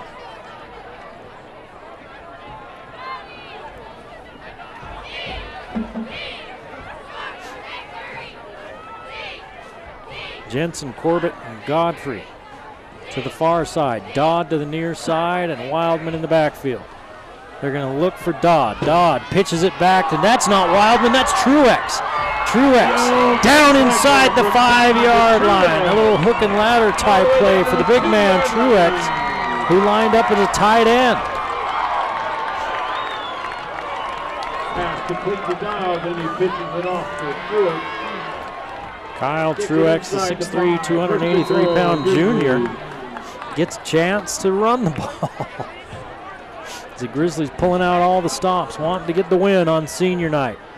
First and goal at the 2-yard line. 6:55 to play and the clock runs. Grizzlies lead 14-7. Pawnee in the backfield. They're going to hand it off to Wildman. Wildman. He was running east and west, and he's best running north and south. He ends up, may have lost a yard. Let's see. No, he lost a yard. He went off tackle, and he's better when he's got his shoulders square to the line of scrimmage, and he just was looking for the edge and could never turn upfield. Take it down on 3 for the Grizzlies. Pawnee in the backfield with him.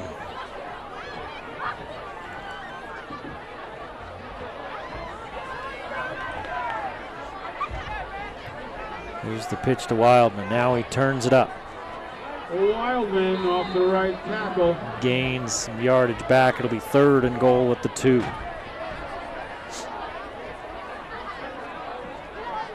They're down at 2 for the Grizzlies. Clock continues to roll. Logan's leading by 7, 14-7. They've got 3rd and goal at the 2-yard line. Thornley walks to the sideline to take the play, and I think they're just going to take a timeout and talk about this one. They're going to let the play clock run down and take a timeout and decide what they're going to do here on 3rd down. Play clock down to 1 second, and there's the timeout. 5:15 on the game clock.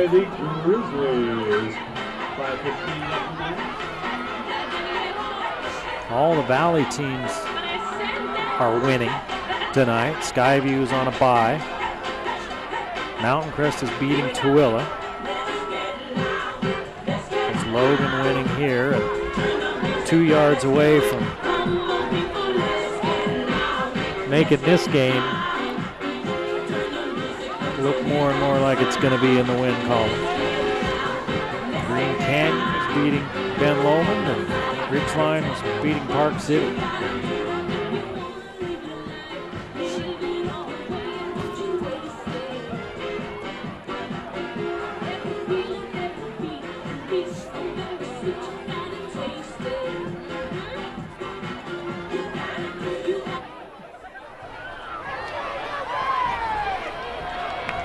Hey fans, check the programs. If you have a school reward sticker on the Poole and Morris ad in your program, it's good for a prize.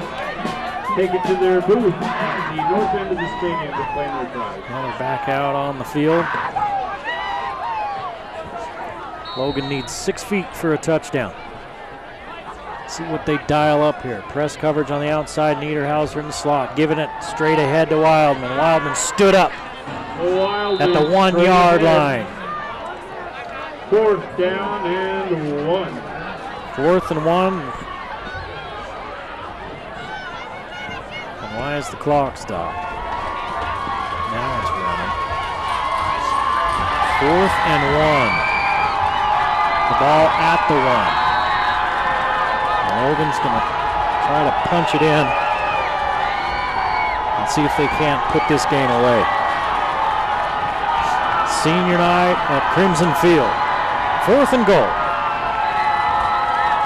Thornley's going to keep it. Turns it up. Thornley around the right side. I don't think he got there. He did not. Forward to the end zone. Somebody grabbed him from behind just as he turned it upfield, and the Grizzlies can't punch it in. Ball on the half-yard line. That's where Payson will take over. Still trailing 14-7. You mentioned those other games. Mountain Crest is putting it on Tooele. That one in the 4th quarter, 27-0 Mountain Crest. Excelder beating Bonneville 31-3. Green Canyon leads Ben Lomond. That one just about 4th quarter for that one. 24-10 Green Canyon with the lead in that ball game. And Ridgeline, the last score we had out of that one was halftime. They were leading 14-0 at Park City. See if Logan comes after Park City. Oh, they're offsides again. So the quarterback moved his leg. Offsides against the Grizzlies. Barked as he moved his leg. He could move his leg. He was, like going up and down with the leg, like signaling for your receiver to go in motion. As soon as his leg moved, the end came upfield. That's the 3rd offsides penalty on the Grizzlies defense. So that gives Payson a little bit of breathing room. 1st and 5 at the 5.5-yard line. Ride is in there. He unloads. Pass knocked down by Godfrey. They're going to Godfrey's side. They've got a size advantage there. As Godfrey, 5'7". And that receiver's quite a bit bigger than he is. And a couple of times tonight they've been able to exploit that mismatch, but that time Godfrey was right there. 2nd and 5 with 4.5 to play in the ball game. Logan leads by a touchdown. This may be just about the last gasp for Payson. Here's the give to Judd. Judd looking for the edge. We're going to get a holding penalty. This is going to come back. That's about the 8-yard line. It'll be push the ball back to the 4. Seth got to about the 13-yard line. Instead of a 1st down, this is going to push the ball backwards. Butters was being held out there on the edge. Holding call against the Lions. It'll be half the distance. So Payson with only a couple penalties in the 1st half, and they've picked up a few more here in this 2nd half. That's their 5th penalty of the night. 14 accepted penalties in this one. 2nd down, clean game. 7 Any stretch.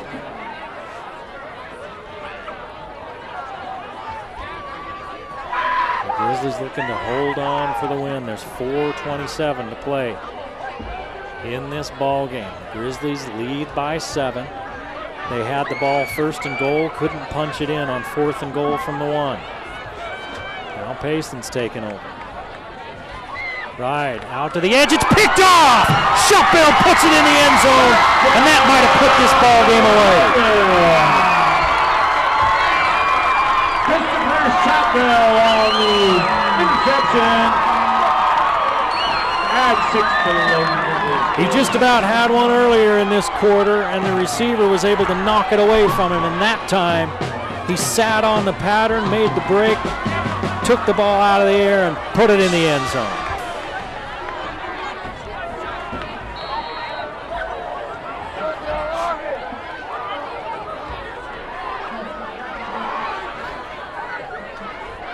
Logan's been going for 2 all night. They don't have a kicker.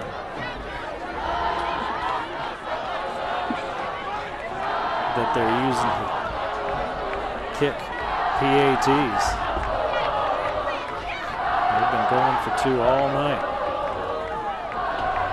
Thornley, it's got Godfrey. Godfrey into the end zone. 4:21 to play in the ball game. Logan 22, Payson 7.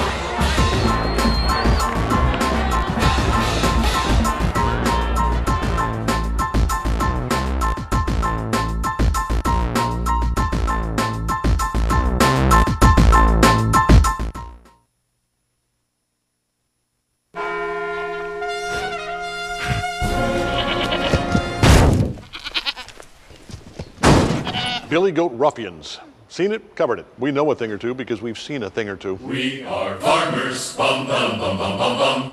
Give us a call at 752-9493. You'll be glad you did.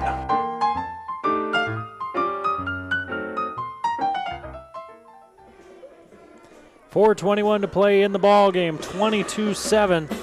Logan with the defensive touchdown. They've scored in all three phases of the game tonight. An offensive touchdown on a 37-yard touchdown pass to open the scoring for the Grizzlies. A kick return for a touchdown to start this second half, and now a defensive touchdown, an interception return for a touchdown. A little roller kick fielded at about the 35-yard line. Christensen returns it. Two-point conversion was good for Logan, and that probably put this ball game away with only 4:16 to play. And the Logan defense being awfully stingy against this Payson offense that's had their share of injuries coming into this game. And nobody cares when you're injured. You still have to go out and play. Here's the give up inside, a little shovel pass. Payson to Fromm. He picks up 12. That was a little forward pitch. They handed it off to the running back who pitched it forward to Fromm. Every time Fromm has touched the ball tonight, it seems like he's made something happen. He's only carried 3 times. He's got 28 yards, 29 yards on those 3 carries. So Payson at the 45. This is not quite over yet, but Logan, if they put it together defensively, they can put this game in the freezer. Here comes a late flag. It's a face mask on Logan. That's the way things have gone for him tonight. The gentleman adjudicating this one. So just like that, Payson's down. Face mask on Logan. Yeah, that's what it looked like. And just like that, Payson's down in scoring position. Maybe don't warm up the bus just yet. Grizzlies lead by 15 with 3:45 to play, but Payson, after that penalty, is on the 17-yard line of the Grizzlies.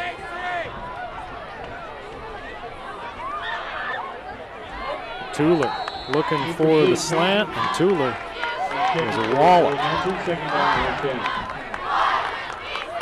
just as he threw it. That's Wildman. Wildman's been all over the place tonight. Offensively, he's carried the ball for a few yards. 45 yards. Defensively, he's been causing Payson all sorts of trouble. 2nd and 10 from the 17-yard line of Logan.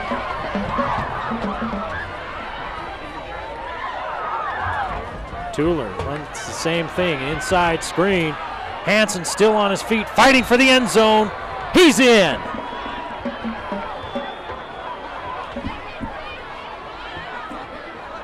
It didn't take Payson long. So all night long, it's been like pulling teeth for Payson to move the ball, and just like that, down the field, big penalty in the middle of it, and they're in the end zone. Payson's not going to roll over and die. Tuller set for the PAT.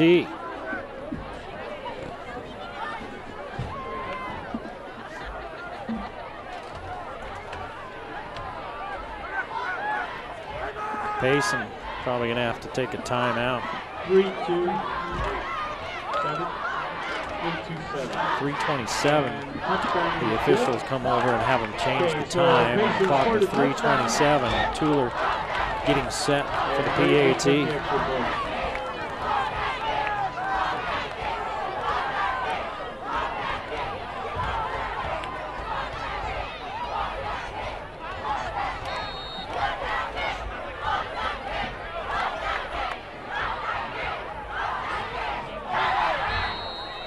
Kicks up. Kick's good. 3:27 to play in the game. Not over yet. 22-14. Grizzlies still on top.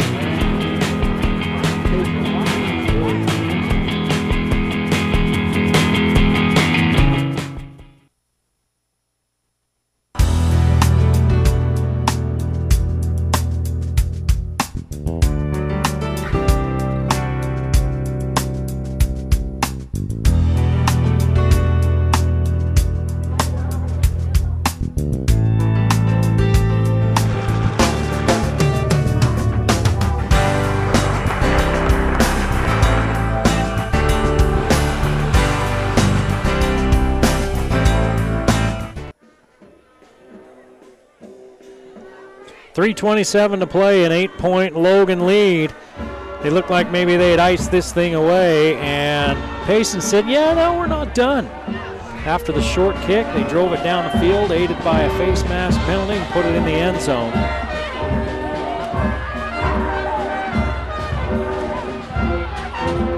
Now, looks like Logan might have their hands team in there. And it's just a pop-up kick. And that's still free. Let's see. Payson says they've got it. They do. And the ball's marked down. And the coaching staff's talking to one of the players for Logan. One of the players for Logan who had the best chance at it kind of backed away from it. He didn't go get it. So Payson recovered. And they're asking him, what are you doing? Go get it. Haven't really seen a signal yet. He didn't go get it. The officials are huddling up about this one. Don't know what there is to huddle up about. Payson came off the bottom of the pile with the football. And they've already got their offense out there, and Logan's defense is already out there.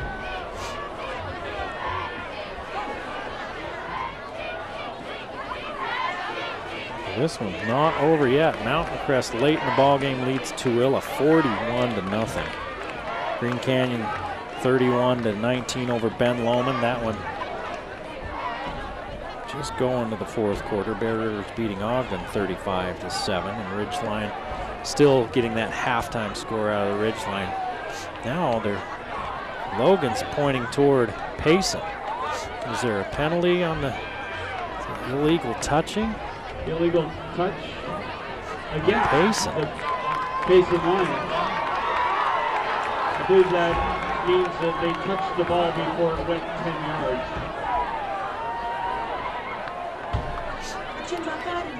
Now where that one is, if they said they touched it before it went 10 yards, I'm not sure. I'm not sure what the call is there. They're calling an illegal touching on Payson. Now if one of the Grizzlies called for a fair catch on that may be what they're calling. Call for the fair catch on the kickoff. Payson went up and got it, took it away from him.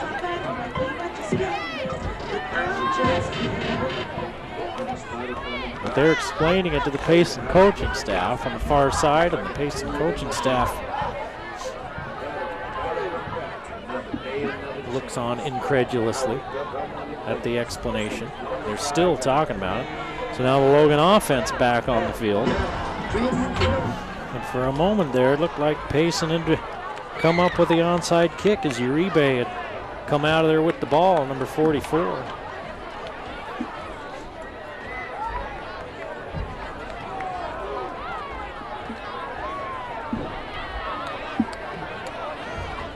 Still explaining it over there.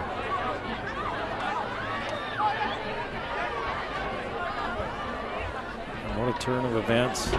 It's an 8-point game. Looked like Payson had the onside kick back and at the 43 of Logan with a little bit of momentum. With 3:24 left in the game, now Logan gets the ball off the illegal touching. Logan with a chance to run some time off the clock.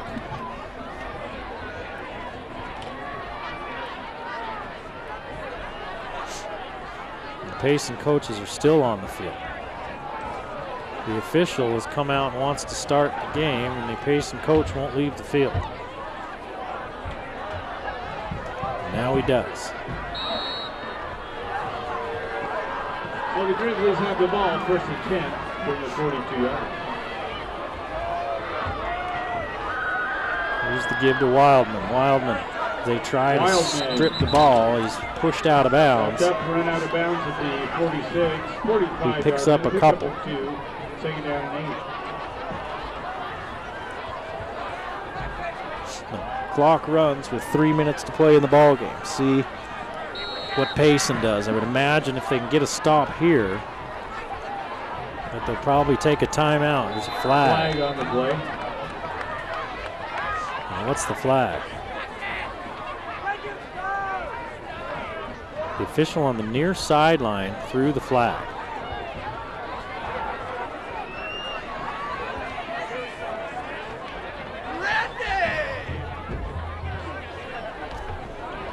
Logan didn't have 12 guys in the huddle. They had the quarterback on the sideline getting the play and their other guys in the huddle.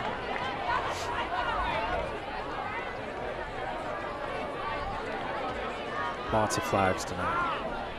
This is number 16. Well, there have been 18. They haven't all been accepted. And they're talking about this one. With 2:56 to play, it stops the clock. At least until they get it figured out.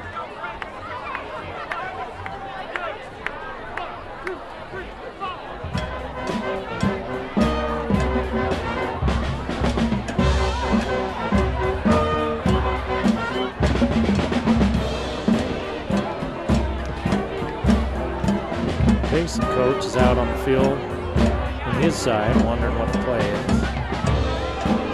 The Logan coaching staff is looking on. They're going to pick up the flag and wave it off. They talked all about it, decided there's no infraction.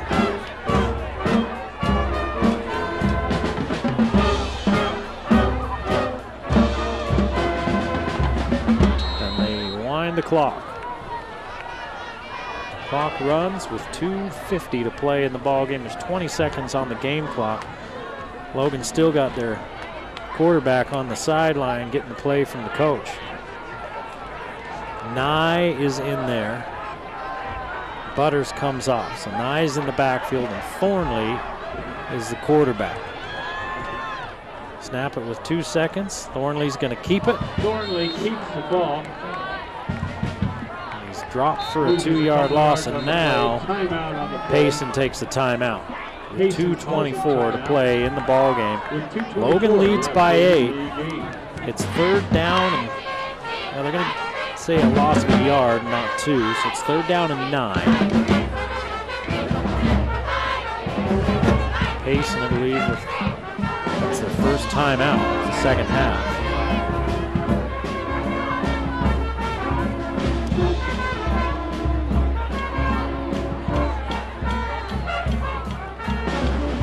Logan has scored with their offense, with their defense, and with their special teams tonight. 22-14, a 2-point conversion.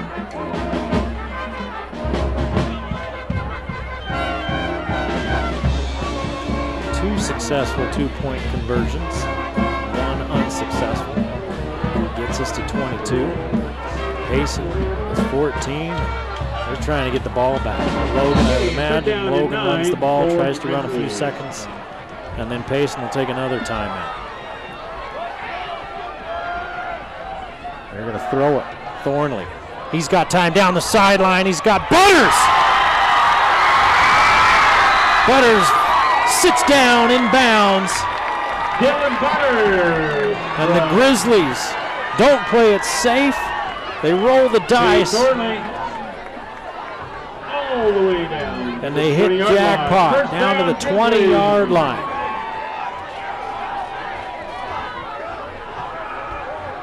30-plus yards on the pass play. And Thornley puts it right there. Wait for the teams to congratulate each other. So overtime celebration on the field after the game.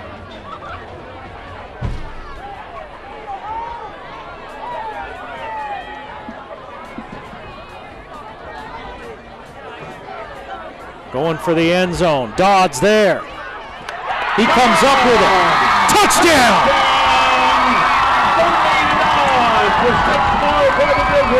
Points are at a premium for 3.5 quarters. And now we've had 3 touchdowns scored in the last, well, less than 5 minutes.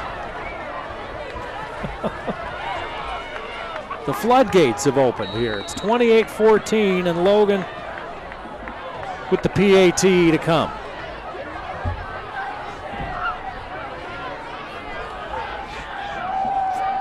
.208 to play in the ball game. Logan up by 2 scores. Looking for just their 2nd win on the season. Thornley looking to throw. Looks to the out pattern, and it's knocked away. But a 2 touchdown lead for the Grizzlies with just 2:08 to play in the ball game. Logan 28, Payson 14.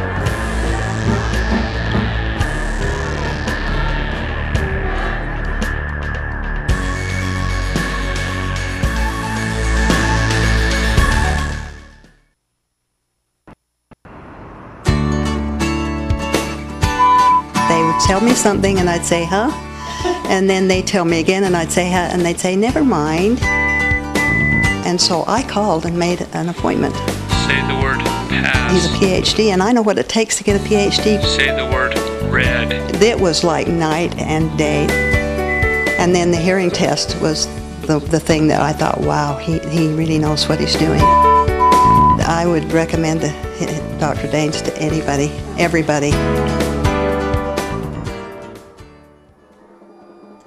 28-14 Logan with 2:08 to play in the ball game. Touchdown pass from Thornley to Dodd.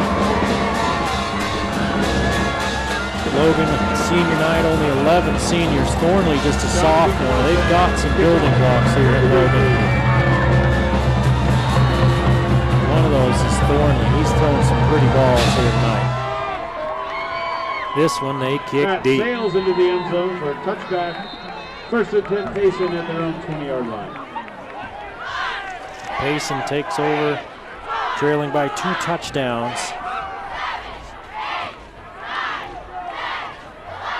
And they've got it at their own 20. 2:08 to play in the ball game. The last time down, they used only about a minute off the clock before they got into the end zone.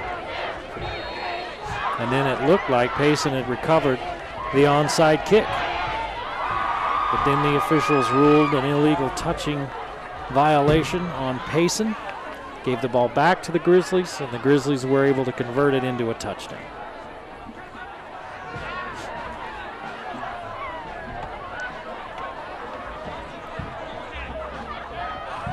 Tuller rolls one way, throws back the other to Judd. Judd on his feet out near the marker.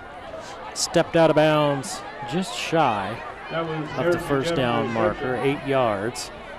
2 minutes even on the clock. Second down and 3.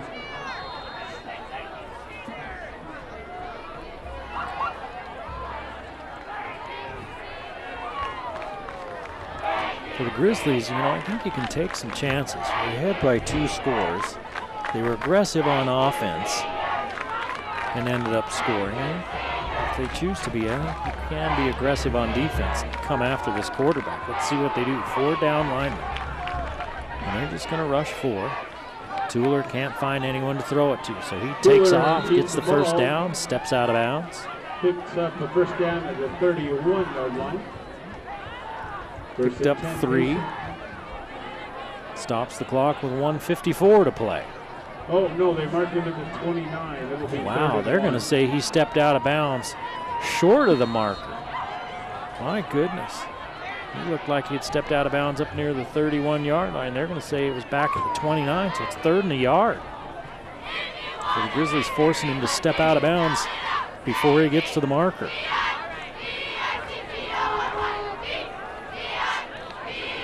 They send Mo, the big tight end, wide to the left. See if they look at him. Nope, Tuller's going to keep it as they spread things out. Tuller's got the first down. He picks up 7. Down to the 37-yard line. Make it the 36, first down, Payson.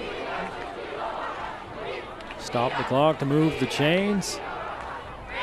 Get him set and start it up again. The clock rolls with 1:45 to play. Logan 28-14. Payson with the ball.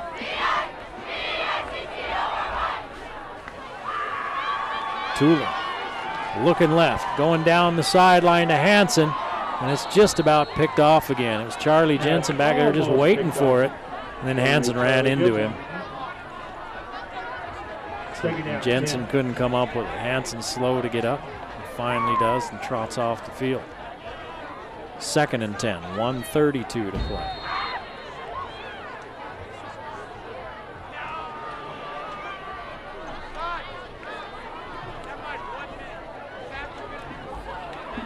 Three wide receivers for Tuller. He's got Judd in the backfield with him. Judd stays into block.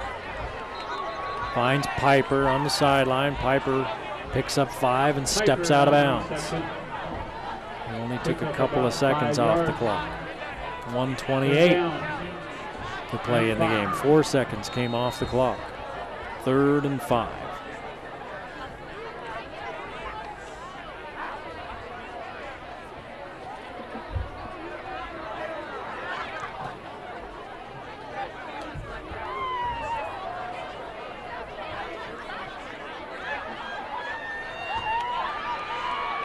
Tuller had to get rid of it before he was ready. He had Ruger coming in, bearing down hard from one side and Dodd from the other. And Tuller took 2 steps back and just had to chuck it off his back foot. 4th down and 5. So 4th down in the ball game for Payson.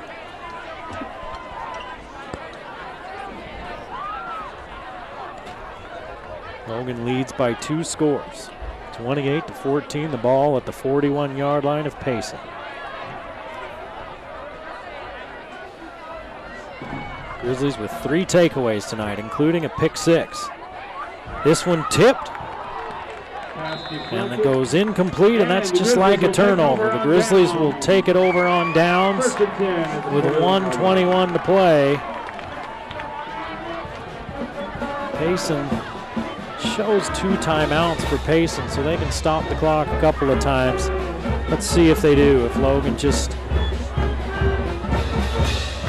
takes a couple of knees. Let's see, they put 25 seconds on those play clocks. So that's a minute 15. From 1st, 2nd, and 3rd down, they may be able to just take some knees if Payson's not going to call timeouts.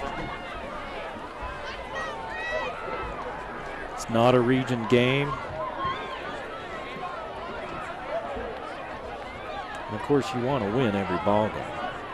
You're down 2 scores with 1:21 to play. See what Logan does. And the play clock ran out. Or did they call a timeout? The play clock was about to run out. So the Grizzlies call a timeout. 1:21 on the clock. Fans, don't forget the overtime. Well, it's going to be a big falderall in Region 10 because Salem Hills beating Uinta big.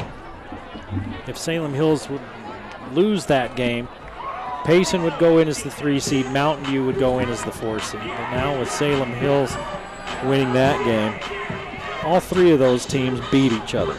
Payson lost to Salem Hills, but beat Mountain View, and Mountain View beat Salem Hills. So now we're looking at coin flips and play-in games and everything else in Region 10. And the grand prize from that is, if you finish 4th, you're going to go run into a buzzsaw and play up here against Skyview. If you finish 3rd, you're going to play against 9-1 Mountain Crest. Oh boy, Logan's going up top.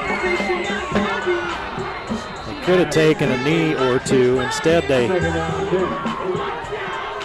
go deep.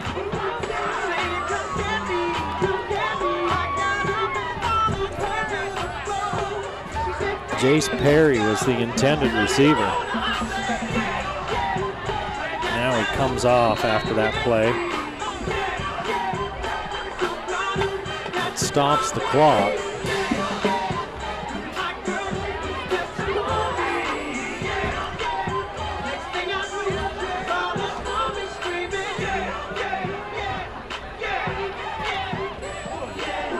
Now they're going to hand it off to Wildman. Wildman pushing forward for 3. Payson's going to call a timeout after they incomplete pass on first down. That one takes 7 seconds off the clock. Payson calls one of their 2 remaining timeouts.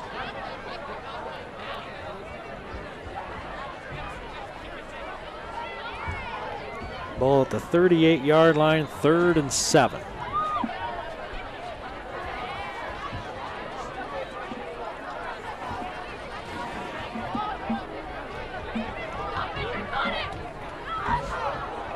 Ridgeline and Bear River will be on the road playing against Orem and Spanish Fork. That's a couple of good ball teams down there, Orem and Spanish Fork. They're big. Ridgeline's already played Spanish Fork once this season.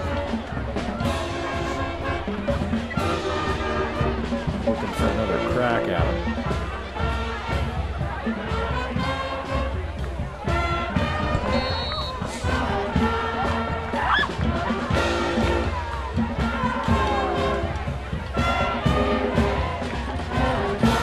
Crest in the second round. Unless there's a huge upset, they'll have to go on the road and play one of those St. George teams. Skyview would get to stay home first and second round as the number 2 seed. Thornley trying to run the edge. Payson selling out to come after that one, and they catch him for the big loss. 11-yard loss. Uribe gets him 1:03 on the clock. That play took 5 seconds. And Payson takes their last timeout.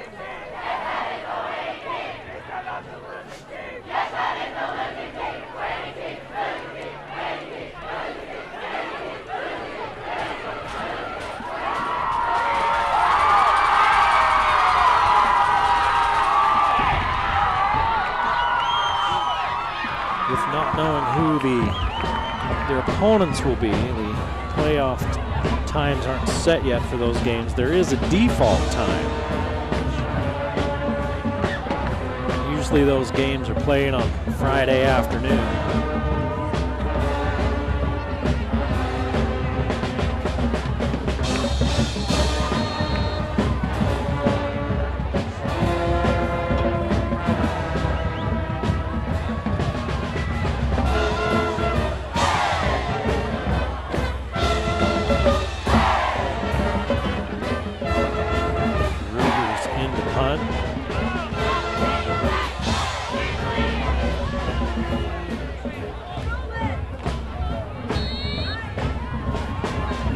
Payson don't have a number for. That's 16. I don't have a player on the roster with 16. He's the mystery man. Ruger with a high, short kick.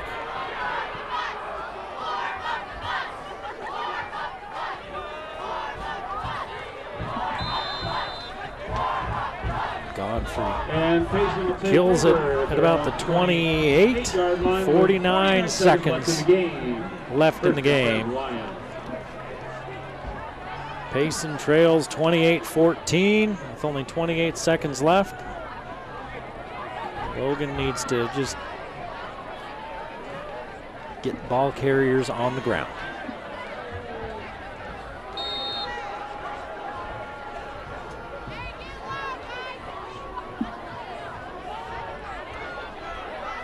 Tuller in at quarterback. He's running that wheel pattern. Pass incomplete. And it falls incomplete. He left it just a little bit short of the intended receiver. Looked like Perez maybe could have made that catch. Perez, the sophomore.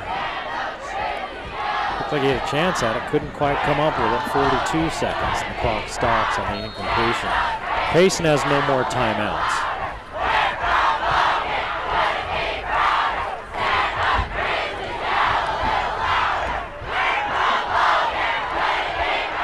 Tuller steps up, fires. This one caught by Wildman on the interception. Wildman just gets on the floor. There's a flag back at the 35-yard line, and let's see, it was after the interception. I think it might have been an illegal block by Logan after the interception. Wildman's been everywhere defensively. He's played well offensively. The senior showing how it's done here on senior night. If it's a post-possession penalty, then the Grizzlies get the ball back and they can just take a knee and we're done.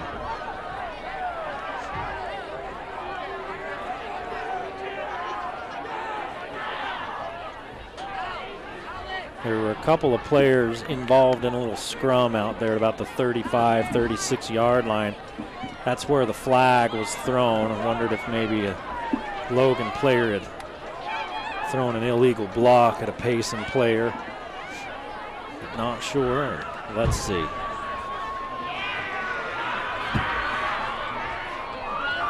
Personal foul on Logan. That's their 5th personal foul call and an unsportsmanlike tonight. A lot of penalties on the Grizz. So the Grizzlies get the ball because the penalty happened after the interception. It's back at midfield. And the Grizzlies should only have to snap it once. It's actually at their own 49. One snap, take a knee.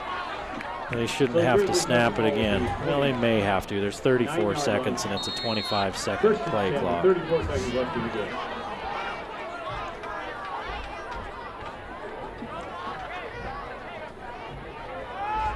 They're in that victory formation. Even then, they don't have the quarterback up under center. Thornley's going to wait for a second before he takes a knee. They are going to have to snap it one more time. Let's see if they make the ball ready. They make the ball ready with 20 seconds left. It's a 25-second play clock. They don't have to snap it again. And now wait. Now the far side official stops the clock. 16 seconds left.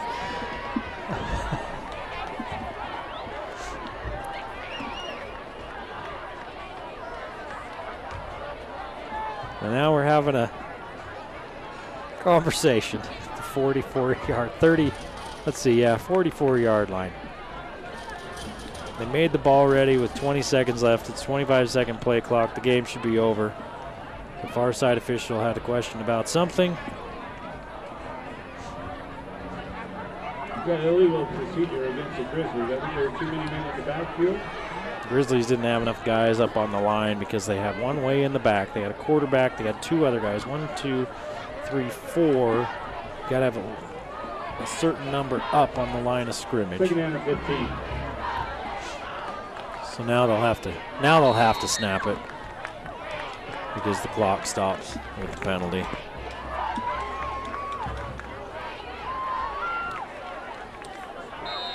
And now Thornley takes a knee, and that will be the ball game. The Grizzlies end the season with a win. The Game of the Week on the Valley Channel is brought to you by Icon Health and Fitness, changing lives with fitness innovation. Wendy's of Cache Valley. It's way better than fast food. It's Wendy's. Mountain Star Cache Valley Hospital. Together, we're greater. Lewiston State Bank, strong and vibrant for over a century. Cache Valley Electric, a tradition of excellence since 1915. New Smile Dental, experience dental care. Camp Chef, the way to cook outdoors. Cache Valley Hearing and Audiology, bring back what you've been missing. LSS Insurance, Bob Larson, personalized insurance coverage for your family and business. The Book Table, your family store for books, music, toys, art, and much more. Planet Fitness of Logan, no gym intimidation and only $10 a month. Aspen Dental, get that gorgeous smile you've always wanted. The Logo Shop, we logo stuff, all kinds of stuff. And the Valley Channel, Cache Valley's television station for over 25 years.